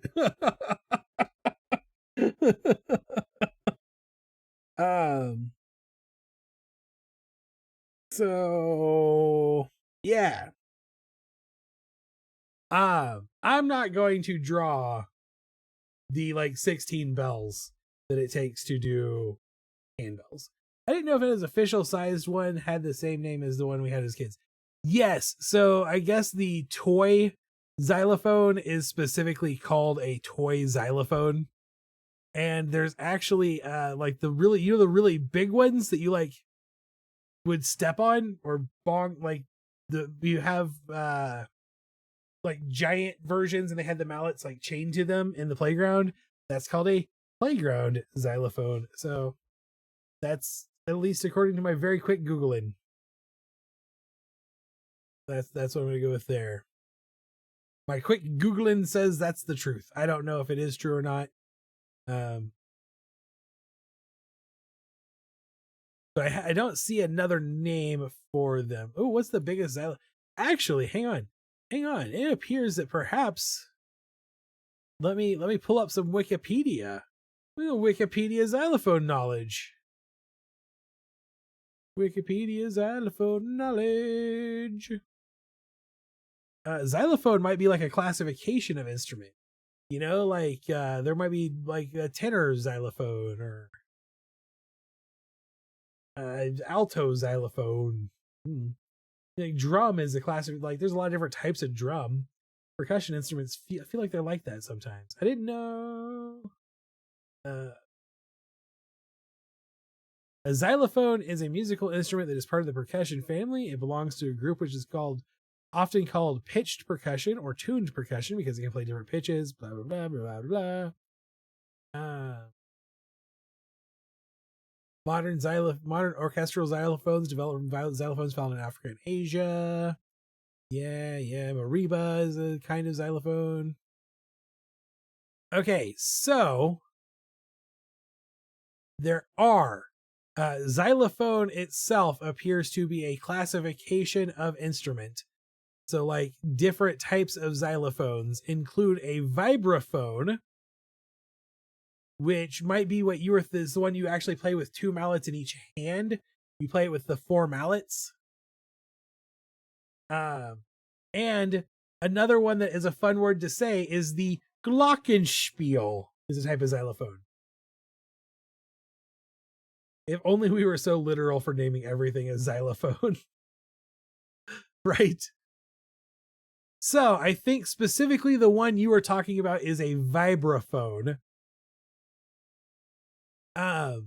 Although Wikipedia under xylophone lists vibraphone as a type of xylophone, but if you go to the vibraphone page of Wikipedia, it says that it's not a xylophone because the bars are made of aluminum instead of wood.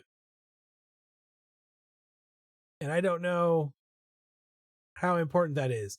And of course, that is still different from a marimba, which is the original instrument that the xylophone was based on, apparently. And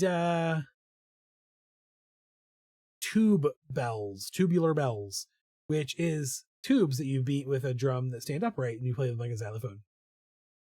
So, the more you know.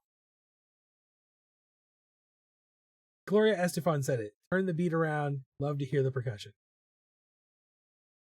Okay. So, let's assume our platypus is a percussionist then. So we've got bongo drums, xylophone, triangle.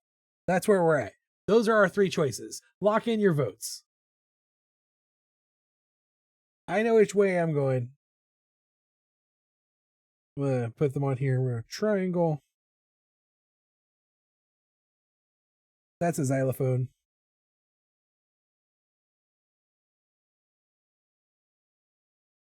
Bongos.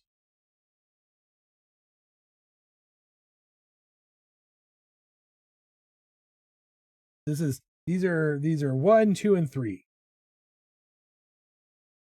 We're gonna pick one right now, and then we're gonna draw it because it's already 8:45.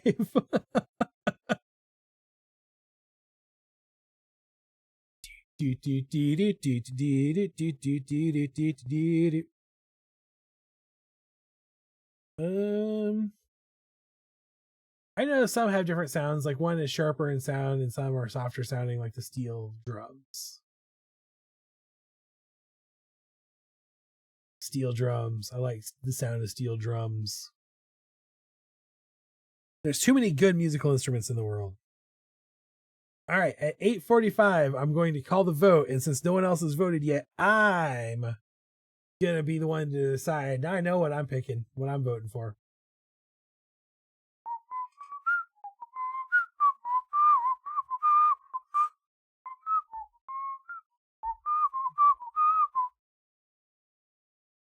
I don't know why I'm whistling Tom's Diner. It's a do do do do do do do do do do do do. Do do do do do do do do do do do do do. All right, it's not quite 8:45 yet. Still time to vote. Lock in those votes. My clock doesn't go down to seconds. What's the point of having a clock with no second hand? I'm just wondering if he will end up looking like a penguin since he'll be playing an instrument upright. I don't feel like a platypus and a penguin have the same shape. Because here's why. Penguins don't have duck beaks. Penguins have pointy beaks. And platypuses have duck beaks. Also, platypi have fangs, I believe. Is that true? I know they have like bacterial tines that they scratch you with and then you die. Do platypi have fangs?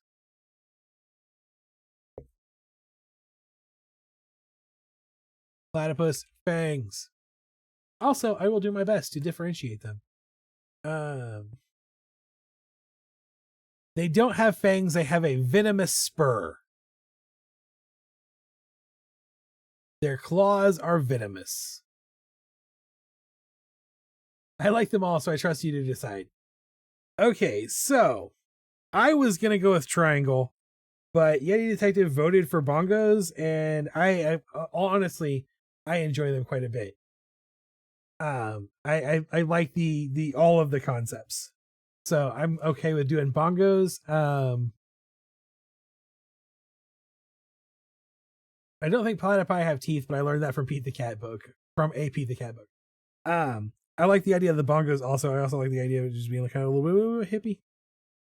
So we're gonna go with like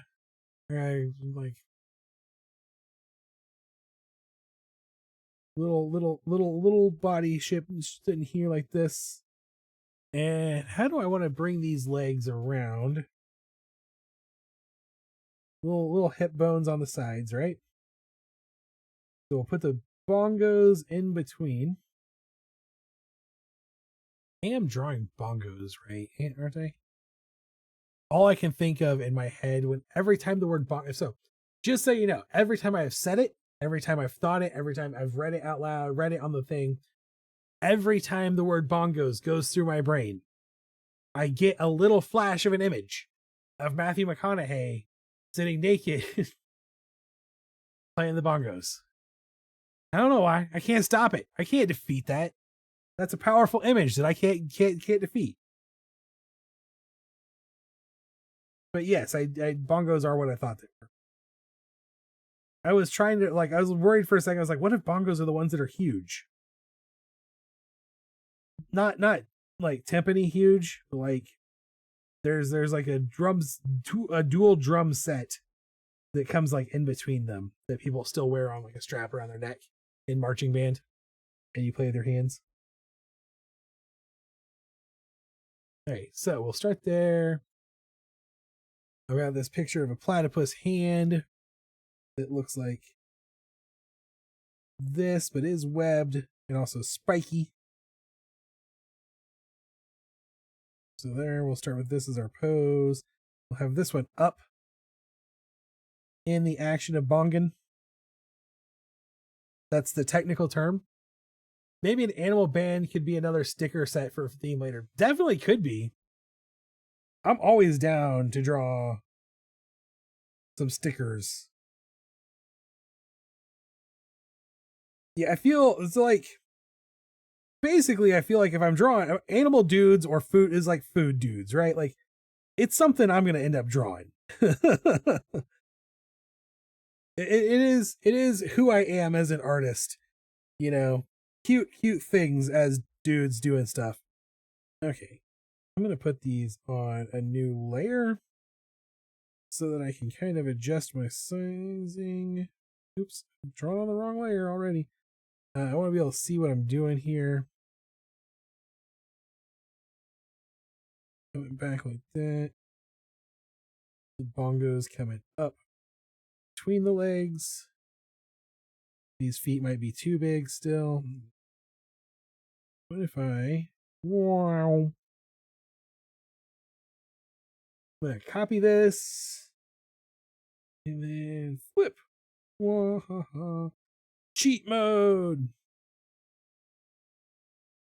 This bongo comes over here. There's a little booty sticking out the bottom. Then we're going to face. I'm sorry. I'm just trying to imagine what angle this face should be at because I'm all, how do you play the bongo? So, eye line, nose line, mouth line. That would come out like this. Into a little duck bill. And I think instead of having that duck bill closed, we'll go open mouth like he's all, yeah! Primal scream kind of noise. I need a picture of a platypus tongue, please. Platypus tongue. I just want you guys to know I Google these things so that you don't have to.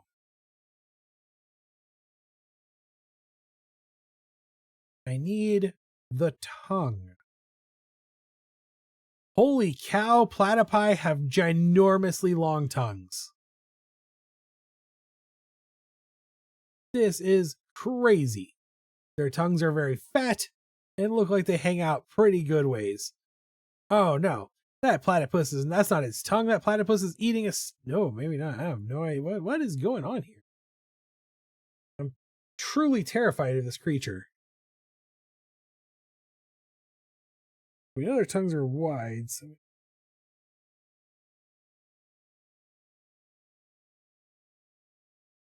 there. That gives us just enough eye space up there. And then the rest of their head is relatively beaver shaped.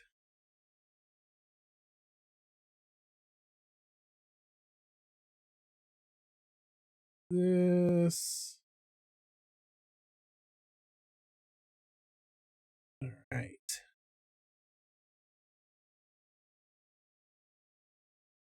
This way, it's the top of the hand. This is the inside of the hand. Ah, I should have said the didgeridoo. Yeah, platypus playing the didgeridoo.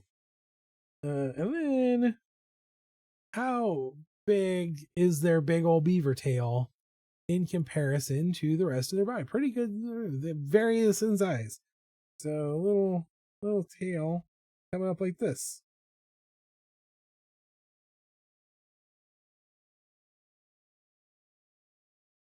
So that's going to be our basic sketch.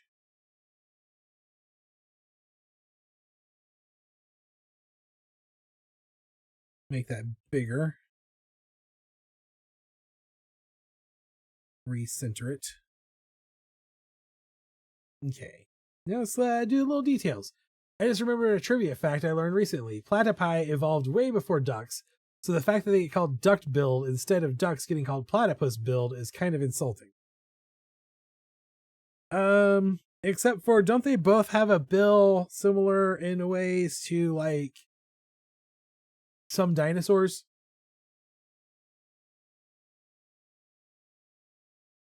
Also, the platypus is a silly creature made up for cartoons, and the duck is a real creature made up for Duck L'Orange.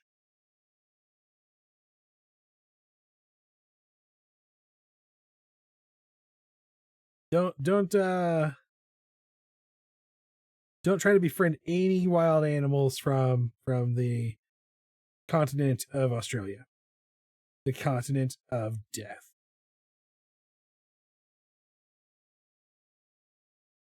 You know what? They have cool little. Also, the platypus's duckbill is not very duckbill shaped, if I'm being completely honest.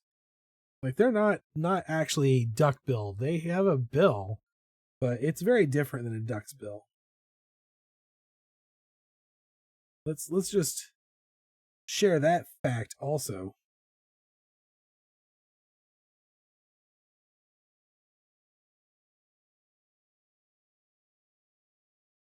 I'm looking at this platypus's bill and going, it's very overpriced. Oh, all the leftover bits. That's the entire continent of Australia. Yeah, you weren't here when we talked about the fact that the entire continent of Australia has animals made up of all the leftover bits that are just monsters because of it. Like, definitely the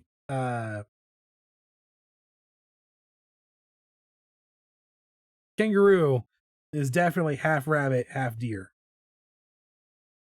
Like, no one will ever change my mind on that. Okay. So basically what I've done here, I've got this little tongue sticking out. A tongue first approach is an interesting direction to draw. But one that I feel like works when you're talking about platypus. And then I'm going to go with eyes squinched closed.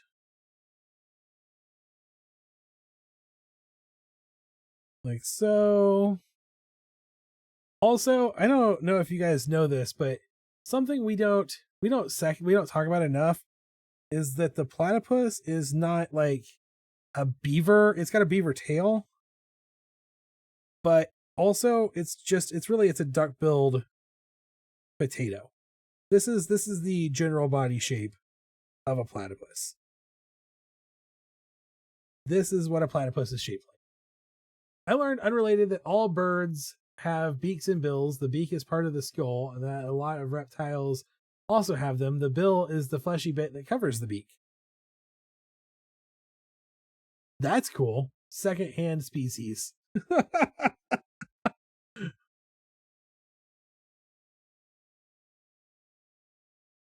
I don't.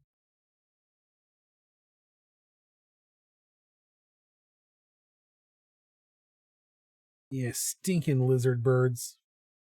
So, what I really don't want to do then is actually have this head shape imply a neck. Starting to understand that the character design for Player the Platypus was actually more ingenious than I realized. I always thought it was just kind of lazy. But it is actually pretty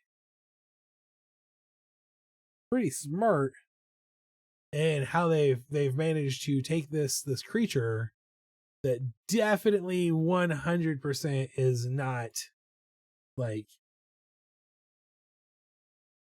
they did a good job. It's good character design. They definitely did platypus. And I'm gonna do little fingers. Little finger. Kind of sketching them in as these little like cylinders so that I can start with that. And then also add murder claws. I'm sorry, venomous spines.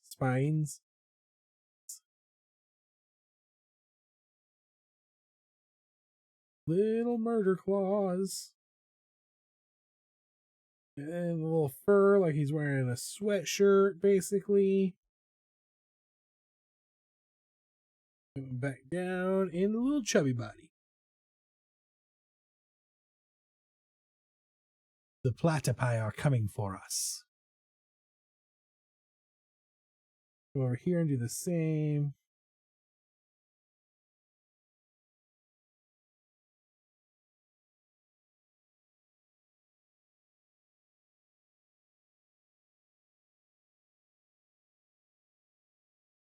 This is very rough sketching here.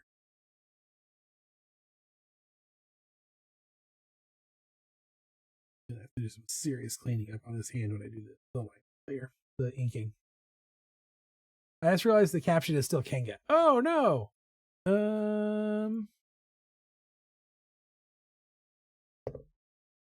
I always forget. Platypus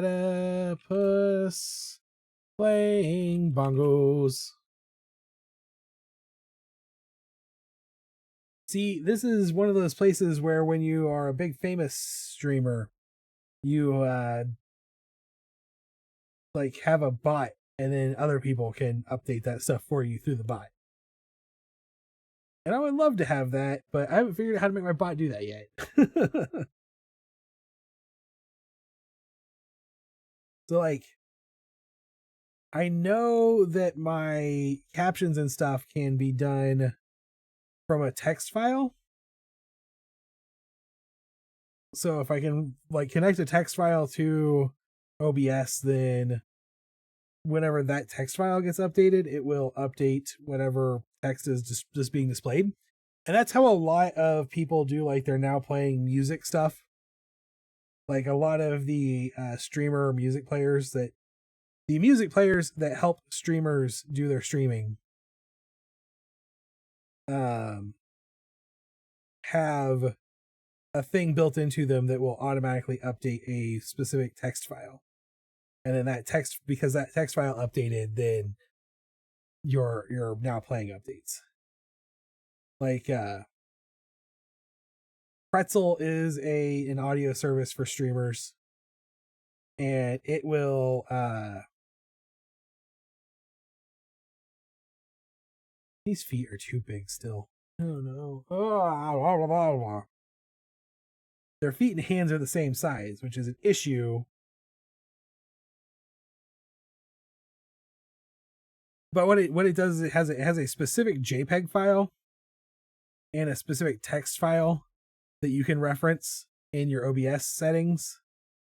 So, and it will update like right over that file with the song information and the album cover, so that you can always show what's playing.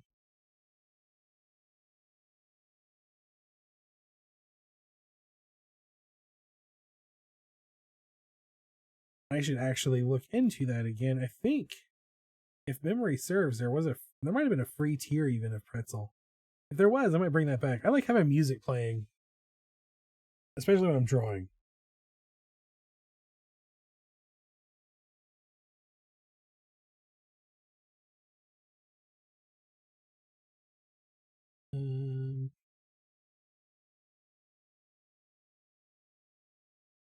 There we go.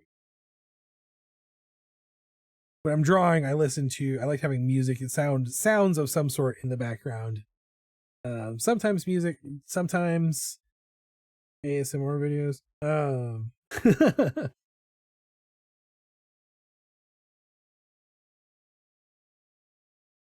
last couple of days, it's been Cobra Kai.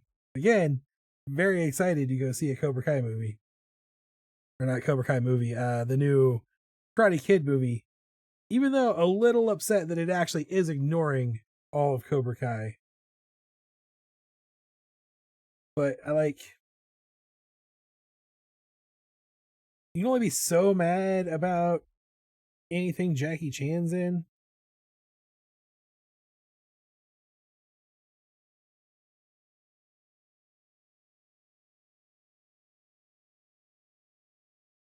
This line art is not lining up correctly. Line up correctly, line art.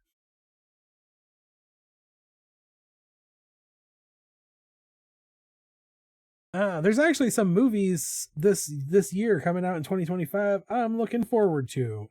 It's been a while since I was really excited about any movies. And I'm not actually gonna say I'm super excited about movies, but there are definitely movies I plan to go see this year. And more than one. Like in all of I think in the year 2024, the only movie I went and saw that I had planned in advance to go see was Deadpool and Wolverine. I only went and saw a few movies the entire year. And most of them were not something I had it planned at all to go see. They were just things like I got invited to or dragged to against my will, kicking and screaming.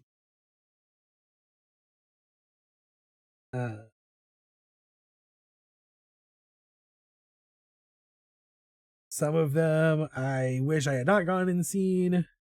That's not true. I don't think I saw anything that I wish I hadn't seen. Some of them I was actually very surprised. Telling the line to line up. Yes. Some of them I was surprised at how well, how good they actually were, and how much I enjoyed them. When Yeti Detective was in town, he dragged me to see the Transformers prequel. And I enjoyed it quite a bit.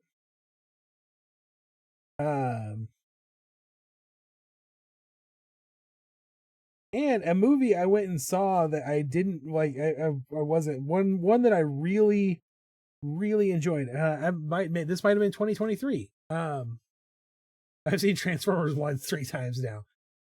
It might have been 2023 actually. I'll have to look up when did Godzilla -1. I guess it was 2023. I guess it was the very end of last year. Never mind. I say I had not intended to go see Godzilla -1 at all.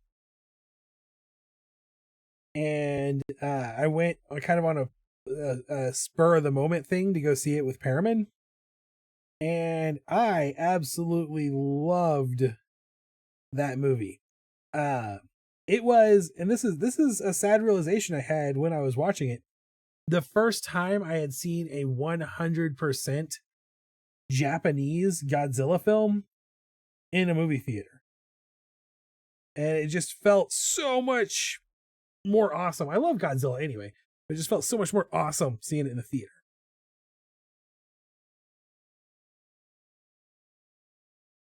2024 was a really good year for movies. The Substance was incredible. Baby Girl, I just saw that. That's iconic.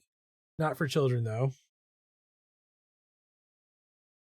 Sometimes, though, things that people think that you had a good year in movies, but because you've are used to watching so many bad movies that you don't know what good movies are anymore. It's like when people think Christopher Nolan is good at making movies. Godzilla -1 is the one that finally nabbed him an Oscar. Yeah, and it was earned. The movie was really well done. Like, to me, Godzilla had always been kind of a hokey, it's Godzilla. It's fun, but it's hokey. Like, I was always like, how are these, what is it about the Godzilla movies that gets them treated the way they are treated in the Japanese culture? And I have to say, having seen Godzilla -1 in theaters, like I said, it's the first time I'd ever seen a Godzilla movie on the big screen. And it was the movie that made me go, I get it now. Like, I understand why Godzilla is more than just the hokey kaiju. When you get to experience real Godzilla in all of its glory, it's a whole different ball game, really.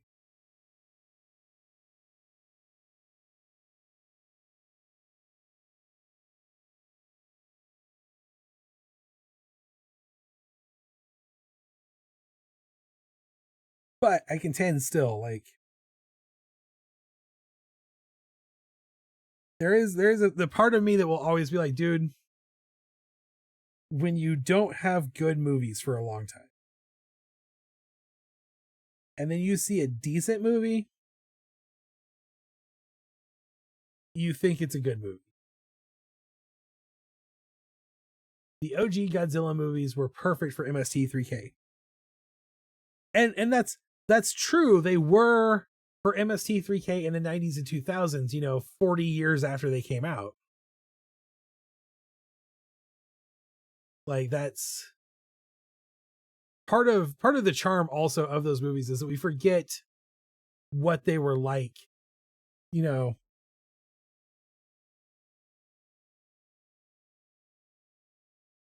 We watch a lot of those classic movies and forget that they were cutting edge special effects like no one had ever seen before at the time that they came out. So they seem hokey and quaint now, but they were absolutely reality breaking for the audiences of the time. And a lot of those creature features like that ended up on MST3K.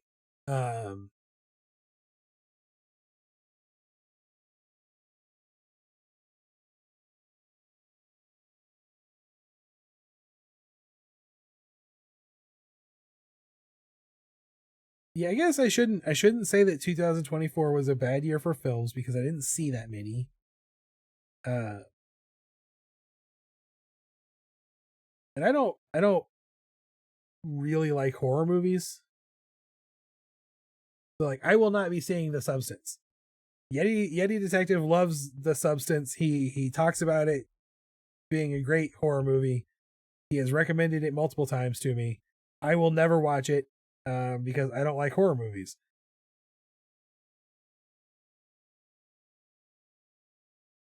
They're not my bag. They're not my cup of tea. And that being said, I don't watch a lot of horror movies, but I do still know that the horror genre is actually still having a really great renaissance right now because of indie horror. Horror fans are great. Horror fans love their genre. And so, like, of all the indie films that get fully funded through crowdfunding, horror gets fully funded the most. And because of just the nature of the horror genre, like, those guys know how to stretch a dollar. And so a low budget indie horror film, completely crowdfunded, can be a masterpiece and do some really amazing things. And that's what we've seen a really big resurgence in the horror genre because of that. The infamy will always be there. Who doesn't know the name Godzilla? That's right. Godzilla is the king of the monsters. Sorry, King Kong. You're no Godzilla. I can't help you. Not even Jack Black can save you, King Kong.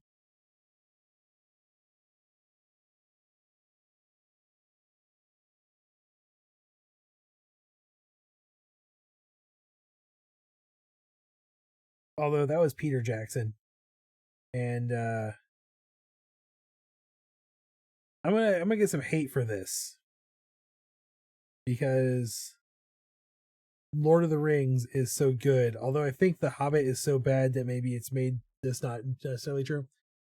There was a time when criticizing a Peter Jackson film, even Godzilla or King Kong would have gotten you ripped apart on the internet. Because the Lord of the Rings was so good that Peter Jackson's fans were unwilling to see that Peter Jackson's not a great filmmaker. I love, actually, that's and this Peter Jackson, another person who's mostly done horror before Lord of the Rings, like low budget indie horror films. Some really infamous low budget indie horror stinkers, even Dead Alive and Bad Taste.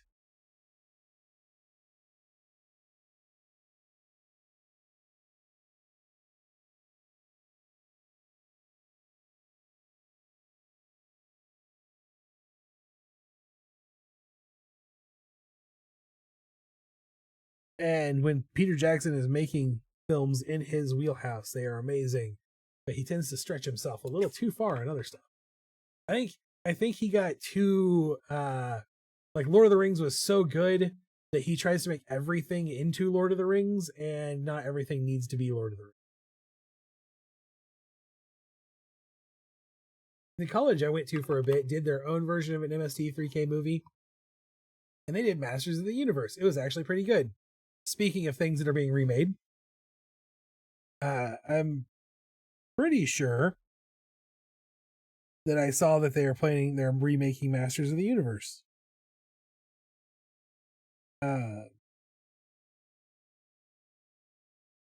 Now, if they are, it will probably be more like an actual He-Man movie than a Flash Gordon-esque cyberpunk movie packaged to be He-Man. But I could be wrong. They could just be flat out remaking Masters of the Universe. I'd be okay with that, probably. I feel like this is one of those movies. I feel like Masters of the Universe. Well, I shouldn't say this because I haven't seen it in a really long time. So it could be way worse than I remember. You know, you got nostalgia memories sometimes.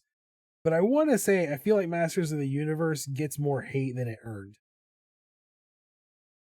Like sometimes movies get more hate than they earn, and sometimes movies get a lot less hate than they deserve.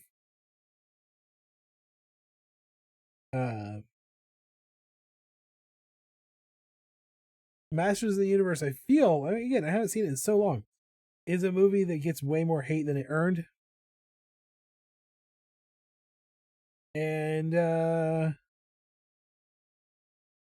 I feel like the Avatar movie, not the Last Airbender, but like James Cameron's Avatar, is a movie that doesn't get nearly enough hate.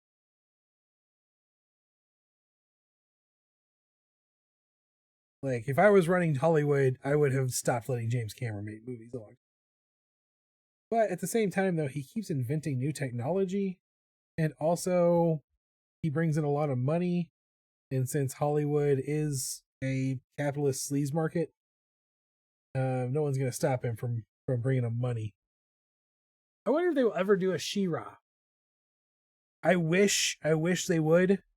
I wish I could say that I have faith that they would. But let's face it, in the modern culture war climate, if they tried, it would get review bombed into being canceled before it ever got released. And we know that because that just literally just happened to the Batgirl movie.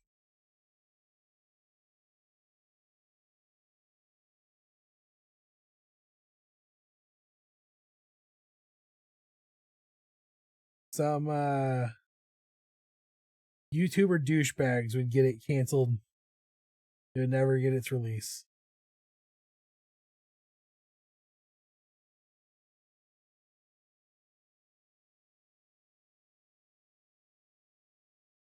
Although the big leader of douchebag tube that is always like review bombing these movies released his own crowdfunded movie, and it was so bad that he's been almost forced off the internet. And so there might be hope that maybe someday we'll be able to make movies without douchebag YouTubers destroying them. Because, well, no one likes them.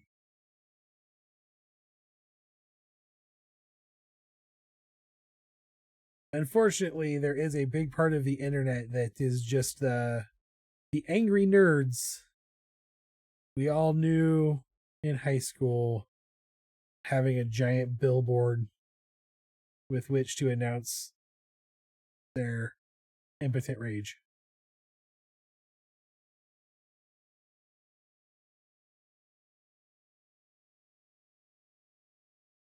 I say that we all knew. It wasn't called Karma. No, it was called Cliche Bad Writing the Movie. At least that's what the reviews call it. Oh!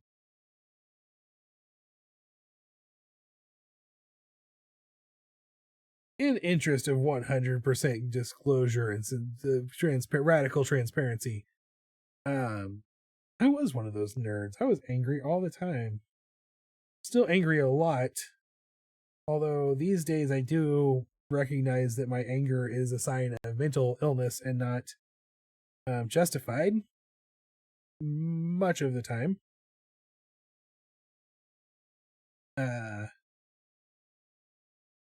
And also I recognize that it's not cool to just hate everything all the time for no reason. I try very hard these days to not be a hater. It's not easy. It's still not my natural default state. Being a guy who loves is not my natural default state. Being a hater is still a part of me. But trying not to embrace that too much.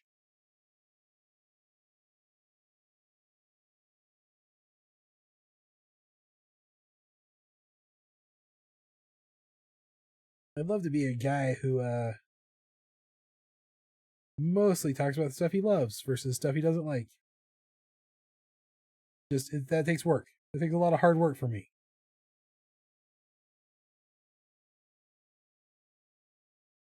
And something I've been trying to give myself grace on here lately. You know, going back to talking about how I've had a bit of jerk brain and been looking at a lot of stuff and whether or not these things jerk brain caused me to question my value. Let's start there. But the actual healthy response to that I've had is looking at things and going, what is serving my goals and what is not. And something that I was really thinking about realizing was I have to give myself a little bit of leeway when it comes to pursuing things that I find joy in, because it is hard for me to experience joy in general.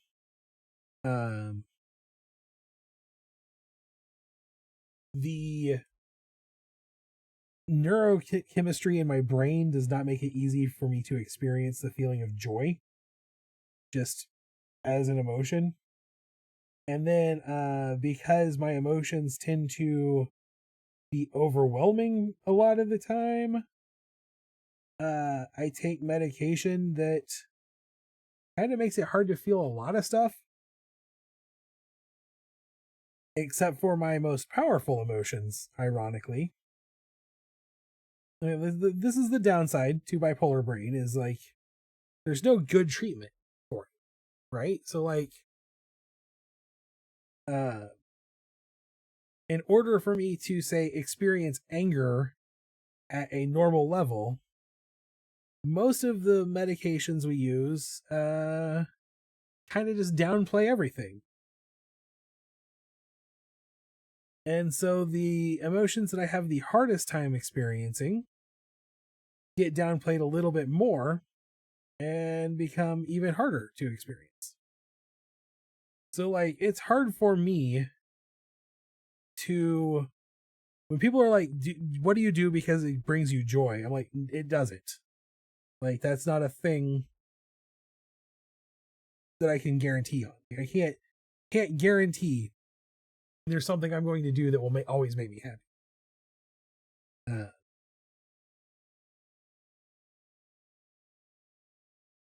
And that's one of the reasons I like art.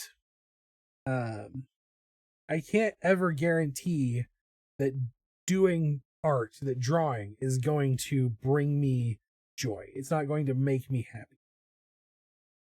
But what I can say is that doing art is always going to help me with my brain. Like it's going to help my brain function more. It's going to bring peace to the storm. And that's probably the best I can do a lot of the time.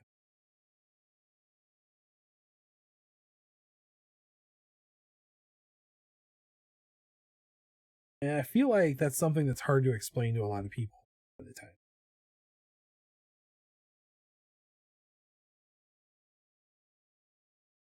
And the reason that's relevant to like being a creator is because when you're trying to figure out how to find an audience, how to grow your platform, because your business literally lives or dies off of it, and you are doing so in an algorithmically curated world, you have to do it in the way the algorithm wants you to do it. And if you're not familiar with the nature of the modern algorithmic engines, they do not accept originality and they do not accept variance. They want formulaic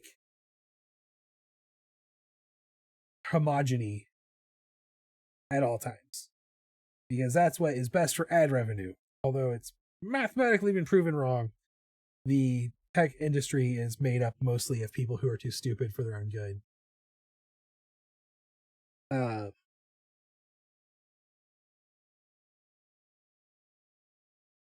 But that means I have to figure, like, the advice they give you to try to survive in that is like, what brings you joy? And I'm like, nothing brings me joy, you stupid sons of bitches. Sorry, that was a actual bit of my inner monologue getting out there for a second. That could have gone a lot worse if I let it fully come out, because my inner monologue. Well, let's just say that Ryan Reynolds would get embarrassed reading my inner monologue out loud, probably. That's how it can get. It's okay, werewolf, I'm a gremlin, right?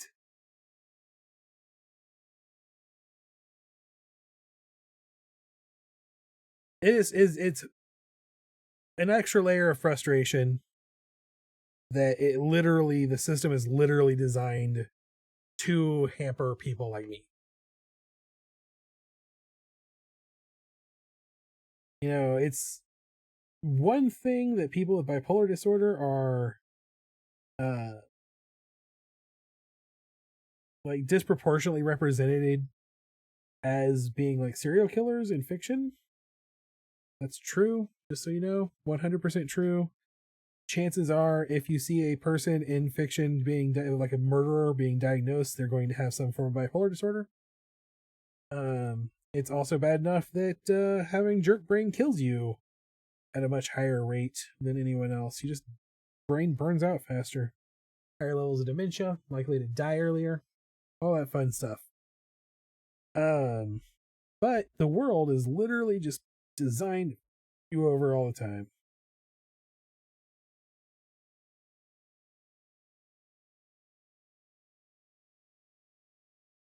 And something that I had a hard time expressing for a long time is, and something that I think a lot of people with certain disabilities experience.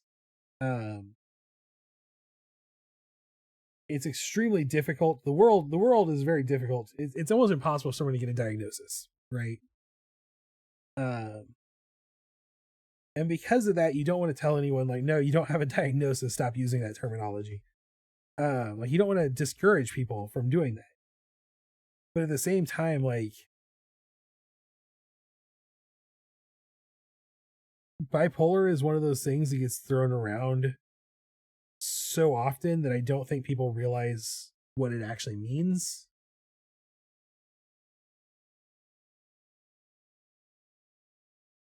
And I think it undermines the struggle when a lot of people claim to have something they don't.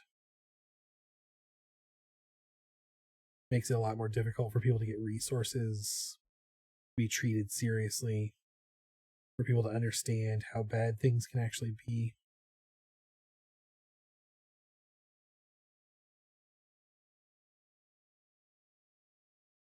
My inner dramatic reenactments get spicy at times. I think it's even harder in the States to get proper diagnosis. Yes, it is. Living in the United States is the worst. And let me tell you, it is almost impossible in this state specifically to get medical treatment for my diagnosis. Missouri as a state is extra bad. It's horrible. There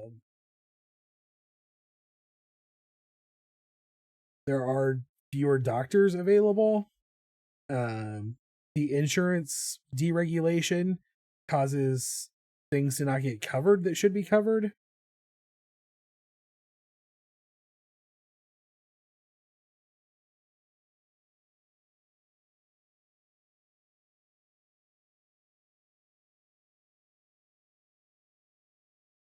Survival is not guaranteed. Getting the correct care is nowhere near the priority in our healthcare system. No, getting care is not a priority at all in our healthcare system. Making profit is a priority in our healthcare system. And I don't think that there is any version of a philosophical moral code in which you can actually justify for-profit healthcare. I think for-profit healthcare is absolutely in every possible moral system I have ever studied, and I've studied a lot of them. There is not any justification for it. And even the libertarian pro-capitalist moral system of profit above all else, and the idea that the market will solve the problems, breaks down with healthcare because the healthcare system is monopolized.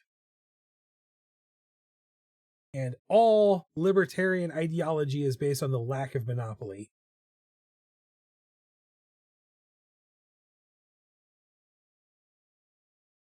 I just remembered that I was supposed to make these hands webbed. He's got little spiky fingers, but also they need to be webbed because he's a platypus.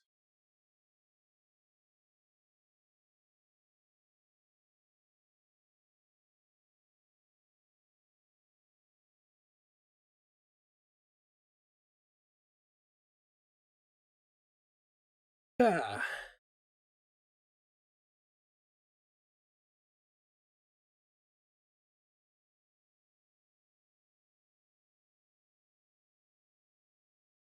Yeah. People who will debate that are people who are going out of their way to be hypocrites or are just evil. I guess there are some people out there who are just like, I don't care. Profit is the only thing that matters. Morals are not a priority in any situation. Those people do exist, and they currently are getting ready to run our government.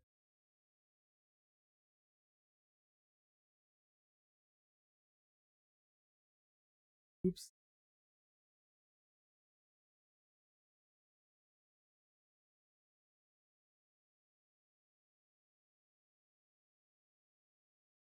They went on about how they have to make a profit to continue business. I simply told them that any system built on a profit and shareholders will never have a correct priorities.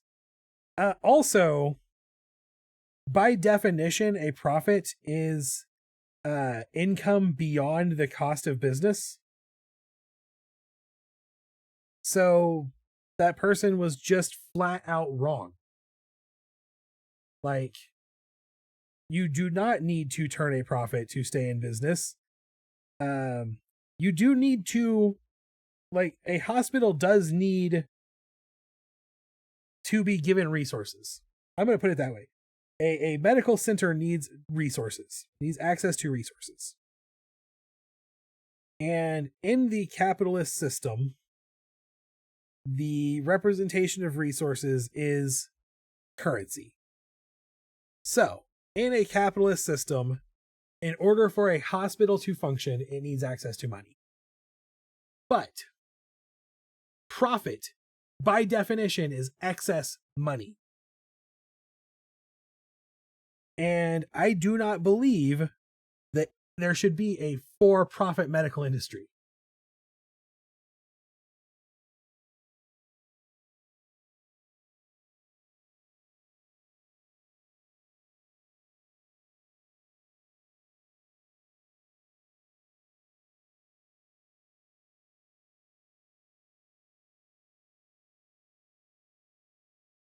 I don't necessarily believe that I need to make a profit of any kind. And if you include my cost of living into my business, I probably won't ever turn a profit. Because I don't, like, there is a profit margin. I should say this. On an individual item in the Taco Viking store, there is a profit margin. I sell items for more money than they cost me to produce. And that is profit. That is a profit margin. That being said, I try to keep it pretty low. I try not to price gouge, and I'm often told I'm undercharging for some things. And I generally reinvest that money back into the business. And what doesn't get reinvested back into my business goes to keeping me alive. I'm glad this stream's still going. I had to go read Room on the Broom. Yeah, I am nowhere near close to finishing this here Platypus. Although I probably should be close to finishing my ranting. Just good for my brain to minimize the amount of time I spend ranting.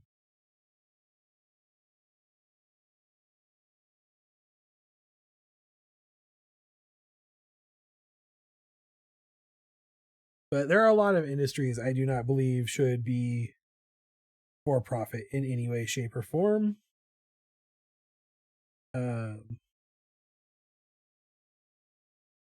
Most of them, actually, because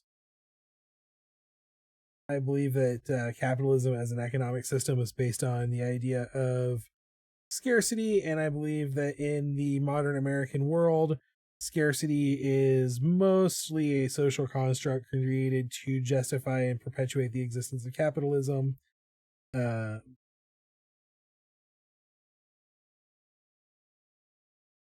that we have more than enough to meet the needs of everyone in our country, and for the most part we have more than enough to meet the desires of everyone in our country. But the people who run our country cannot be satisfied, so that's not an argument they understand, because to them there is no such thing as enough. They're addicted to their own glut and their own power, and I'll just put it this way: our forefathers told us exactly how to handle that situation. And if we aren't willing to do that, we're not going to handle it. Nothing's going to get better, and that's on us.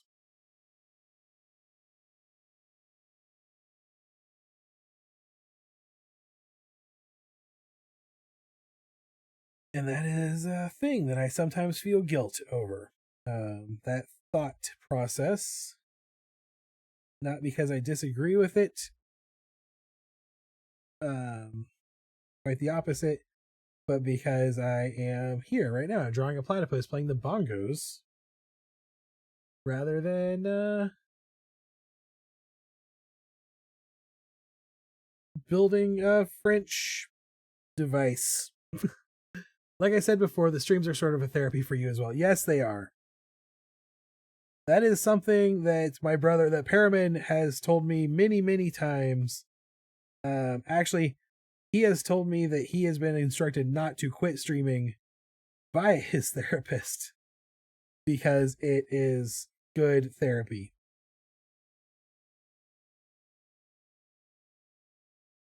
And that is true.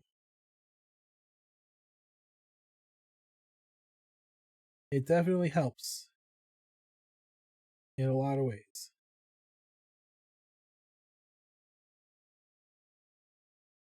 A big thing for me, and this is, again, just ranting in general is something that focuses on negativity, and that's not good for me because it causes me to ruminate on negativity.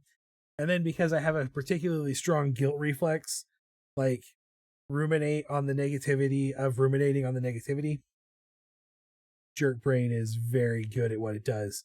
But there are a lot of times when, if I'm not going to the market or anything, I don't leave the house enough. And so, like, the stream helps me avoid social isolation. Where else would you get the fresh supply of puns? The puns are definitely an important part of my mental health.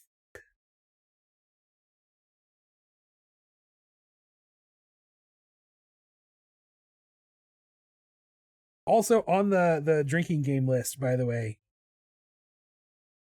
is anytime you see me laugh at a dumb pun.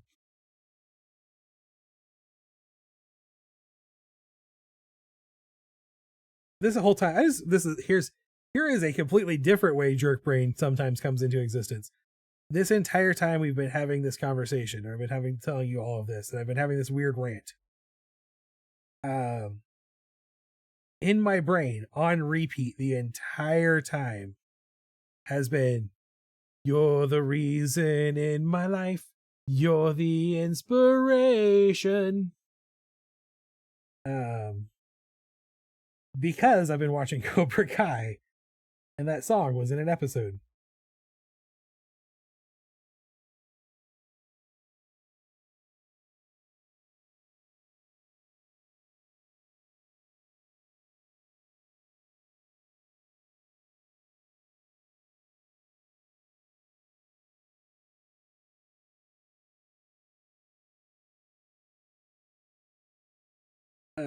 It does help me to not just the puns. The puns do help.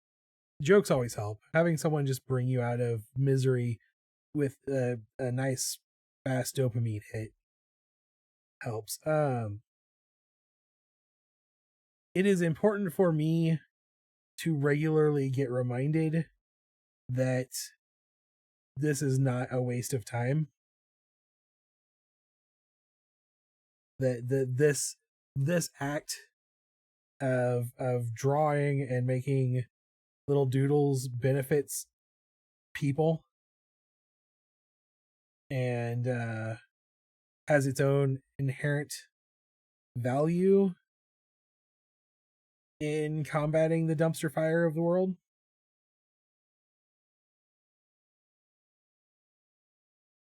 Because one of the things that my jerk brain is really good at is for making me feel, like I said, making me feel it's a champion. It's an all-star championship guilt trip machine. And something it often targets in that guilt trip mode is like, you could be doing more.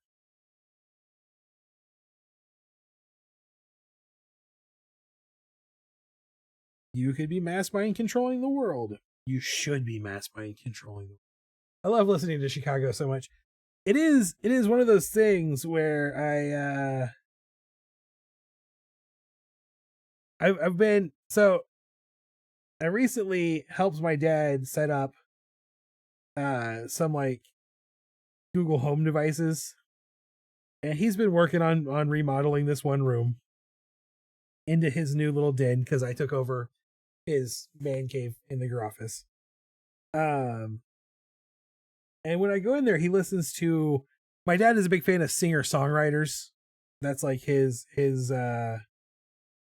preferred music. And so when I go through, he'll often be listening to that on the radio, singer-songwriters on the radio.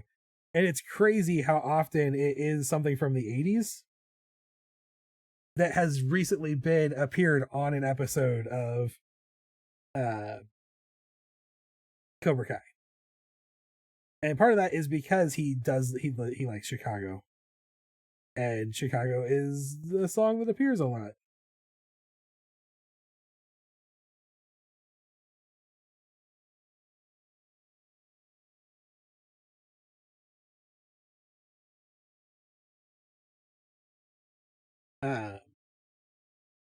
Partially because, you know, Cobra Kai's main character is Johnny Lawrence, played by Billy Zabka. And his character is someone who's like stuck in the 80s. Like his character growth is moving past his loss in 1984. And when he starts taking on students, he introduces them to 80s music. And then, of course, Ralph Macchio as Daniel LaRusso, he's stuck in the 80s as a person whose like glory days were all 80s. So they both kind of end up introducing their students to a bunch of 80s stuff. That's what I loved about The Wedding Singer too. Adam Sandler knows how to put a soundtrack together. That is true. And that's, I love soundtracks.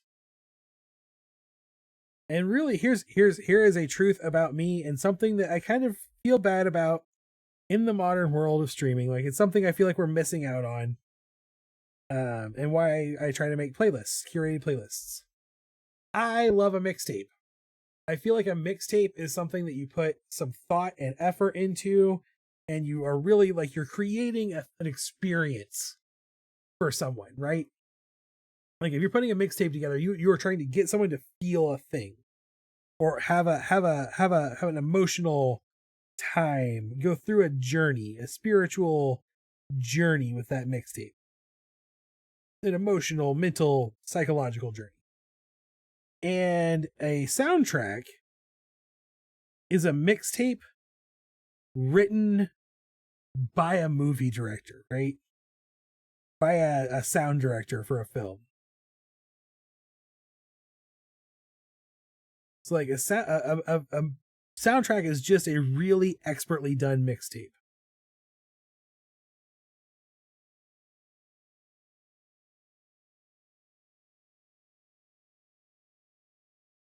I just had this thought that's going to make me sound really nerdy and old.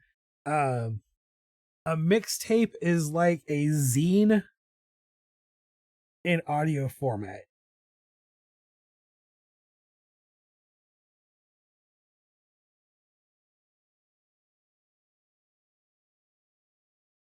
That's probably the nerdiest thing I've said in a long time. And you can do like a curated, a custom curated playlist is basically the same thing. Although I do think you lose out as a person who is currently designing artwork that I am going to get paid for on an iPad. I am going to say this. You lose out when you work with digital tools because there is just a something missing about the physical aspect of the product. And that is something I have actually talked about a lot with my dad lately is I'm a little regretful that I never learned a hobby that does all of my hobbies are digital. Basically, all of my hobbies are digital. And I love my hobbies. They're good for me. But I regret that I never learned to make things with my hands. I used to make boffer weapons and garb. So sewing and foam crafting, I guess. And I wasn't particularly good at them. They were just something I did out of necessity more than as an actual hobby. But I realized recently that there was something satisfying about like having a finished product that I could hold. Like the difference between e-readers and books. Would it offend you if I told you I don't have that feeling about books? My difference between e-readers and books is I prefer to read on an e-reader, but I like to make notes in a book. I'm a monster. I write in books. The amazing soundtrack for the Guardians of the Galaxy movies too. Yes. If there's one thing James Gunn does well, and I'll give him credit for that, it is the soundtrack of a movie. There are two things James Gunn does well, and I'll give him credit for this also. He knows how to jerk your heartstrings with dialogue. But like, no, if I read, it will be on my Kindle app these days as well. Yeah. I like having a physical book to make notes in. I tell people that all the time. But I need the accessibility features of being able to blow words up bigger these days. And also, more often than not, I use the voice or text to voice to have the book read to me. To make it into an audiobook that I read along with usually, not just like have it read to me entirely. Although sometimes I treat it just like a normal audiobook and listen to them in the car. But those accessibility features are very important to me these days. But I like to have a physical book to make notes in.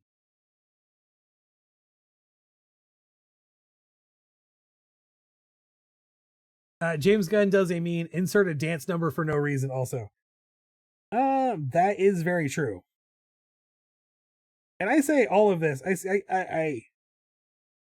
say all of this kind of giving James Gunn a hard time as a person who considers himself a James Gunn fan. Like, I enjoy James Gunn's movies. I enjoy the TV shows I've seen that he's worked on. I consider myself a fan of James Gunn. Okay. I think this is our platypus line art. I also love having the size options in high contrast. Yes, those are important for me. And I actually have still, I have a Kindle Fire that I read on, and I have an actual Kindle, like Kindle e-ink that I read on still. All right, I'm going to duplicate this. We've got 9 minutes until I have to end the stream. If we are still, we're going to be still going at 10 o'clock, so that's not a problem. What we're going to do is when we are done at 10 o'clock, we will raid Harriman's stream. Mwahaha. He will rue the day. Rue it.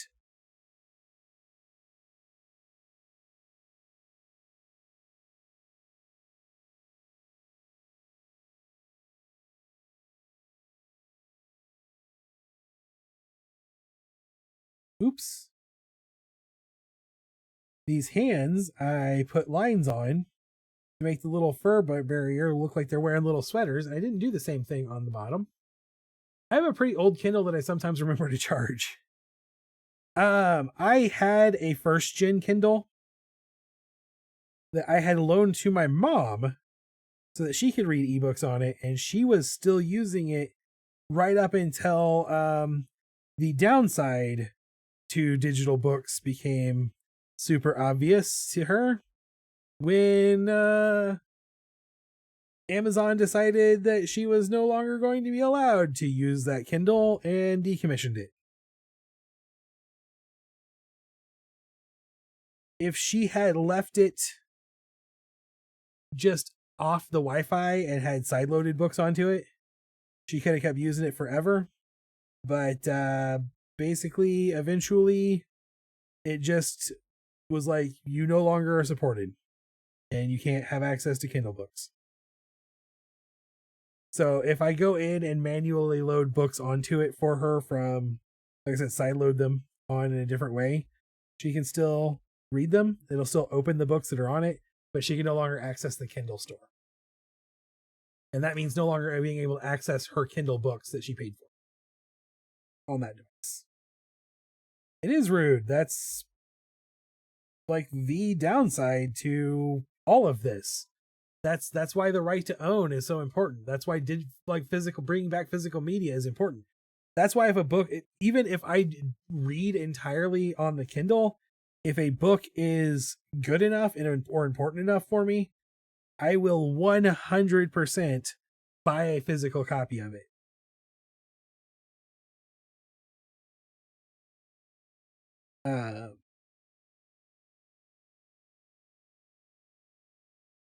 And it's why I have,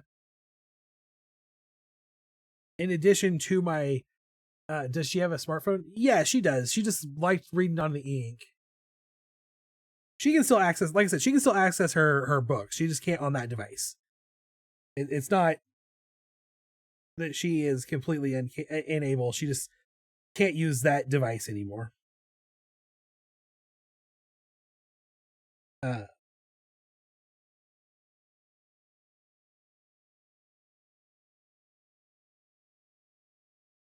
And honestly, I could probably get her a new Kindle Fire, like get her a Kindle Fire for like $50. And I say that because that's where I was going, was like, I have a Kindle Fire, a 7-inch Kindle Fire that I spent like less than $50 on, probably less than 30 when I bought it. And it no longer runs Kindle OS. It has, or Fire OS. It has Cyanogen mod on it, which is a I've rooted it and put a special version of Android on it, so that I can always have some digital media, no matter what Bezos tries to do.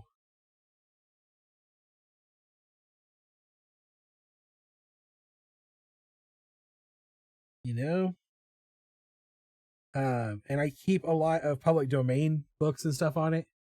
Just things that if I ever am in an apocalypse, I will make sure I have access to some form of entertainment. I also have just it's an old Android 2.0 tablet with a 500 gig hard drive in it. And I mean, not solid state drive, hard drive. Whee, go disco whir. And it has a post-apocalyptic playlist on it that was created by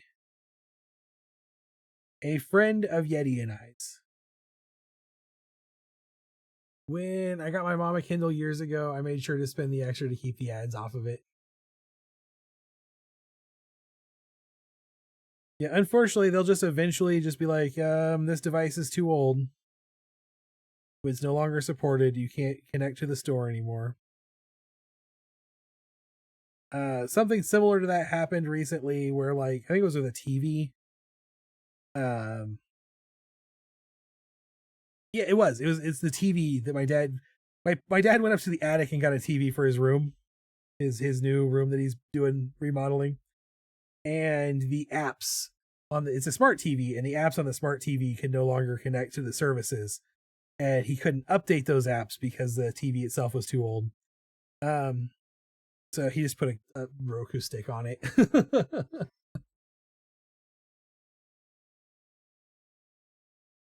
But that is, I mean, like, that's the world we live in. That's the very, very big downsides to a lot of what we do in our society. We just give away our ownership. It's why I don't like software as a service. We no longer own our own software.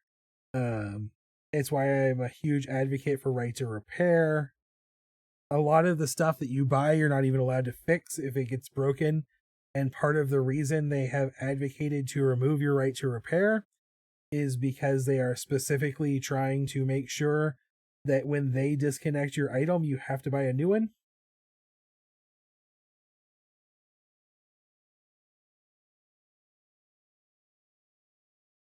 They don't want you to be able to go in and fix your iPhone when they decide that you need to buy a new iPhone for another $12,000.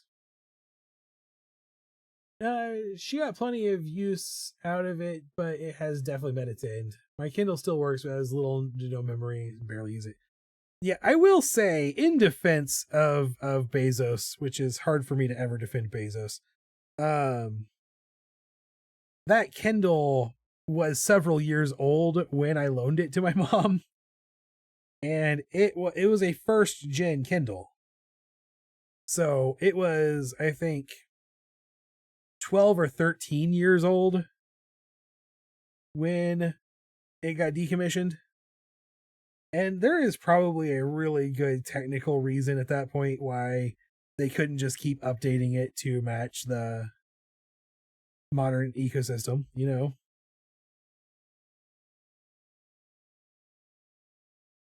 All right, it is 10 o'clock.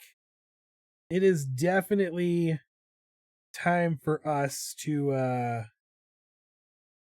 probably start calling it a stream. Although I'm so close to having some shading done on this, the shading done on this here platypus. Thank you for coming and hanging out with me tonight. I really appreciate it. Like I said, I was having I've been low energy the last week or so, and today I've been just kind of beating myself up a little bit, if I'm being honest. And the stream always helps me feel better, helps me with that. Like I said, it also definitely makes me feel less isolated. If you're ever having jerk brain, this probably doesn't apply to everyone, but one of the things that we're taught to ask ourselves when you are a bipolar person in cognitive behavioral therapy, and it's probably true for most CBT, is when you are starting to feel jerk brain coming on. When you're starting to feel like you're really beating yourself up, halt and ask yourself, are you hungry, angry, lonely, or tired? Because those are the big triggers, especially for depression. Is there maybe a touch of seasonal depression too? Yes, definitely. I have seasonal affective disorder. although generally speaking, this is, I mean, it is never 100% always perfect. Generally speaking, my seasonal affectation, the way it normally hits me is actually in the summer I'm more likely to become manic, is what I normally experience. But yeah, there's definitely some season change. It's probably more, if I'm being honest, it's less to do with the sun and more to do with the social season. So like the start of the new year, the like reflection of our society reflects a lot on the start of the new year, and that causes rumination. Those are things I've actually talked about with my therapist before. It's why I tend to get depressed around my birthday. The same thing. It just is how I experience certain things. Those are triggers for me that cause depression episodes. But when I halt, I can tell you that this stream helps me, like I said, with that lonely aspect, that social isolation aspect. I feel reconnected to people after I've streamed. And I feel like we've got a pretty dang good platypus here. I feel like this platypus is playing some bongos and doing a pretty good job at it. And you know what? I am absolutely 100% beyond stoked proud of this kangaroo ballroom dancing. I feel like this kangaroo ballroom, I nailed it. Like this is just good art. Someone should collect this art and put it on their Trapper Keeper. And you know who that someone should be? It could be any of you watching this at any time. Well, really, to collect this specific art, you have to do it before the end of January. Today is the 30th of December. You have right now basically 26 hours left on the clock to make sure that if you want to get your hands on Aliens in the Ocean, if you want to get your hands on Aliens in the Ocean, if you want the art print or the stickers, you have basically 26 hours, 5 hours and 56 minutes to head over to patreon.com/Taco Viking Studios and sign up to be able to get the December Patreon pact, Aliens in the Ocean. And if you sign up for December, you'll probably still be signed up come January. And if you're signed up in January, how do I get the code again? It should be in your Patreon rewards, but if it's not, I'll share it to the Patreon perks section of the Discord. If you sign up in January, you can get these animals practicing for their New Year's resolution. We've got this kangaroo learning to ballroom dance. We've got this platypus learning to play the bongos.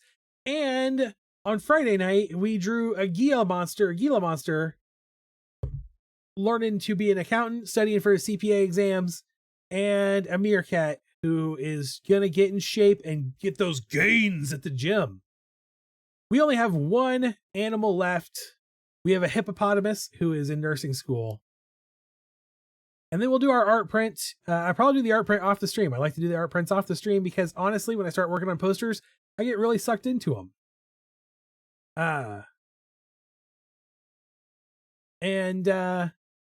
That's not always the best for entertainment. But thank you for coming out. Like I said, join the Patreon. Head over to TacoVikingStudios.com to buy some merch. Buy some stickers, buy a poster, buy a t-shirt, buy a coffee mug. There's a couple coffee mugs on there. Buy a Slut for Business tie if you want. If that's how you fancy. If that's your thing. I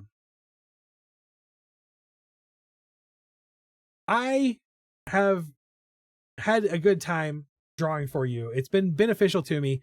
It's been good to my brain. Like I said, it's been great for my brain. I really, really appreciate all of that. I appreciate you guys being here and hanging out with me and helping me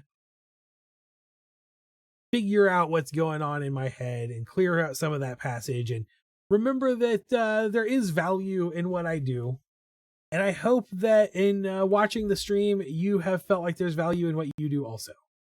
Because you are just as awesome as anyone else. I fully appreciate you being here. I hope that you remember that you that you remember how cool you are. Have a great night. Have a wonderful Tuesday. Come back on Wednesday at 7 p.m. to hang out as we draw some more stuff. And stick around right now as we raid Paramin. But most importantly, remember as always to stay weird. I'll see you next time. Have a great night.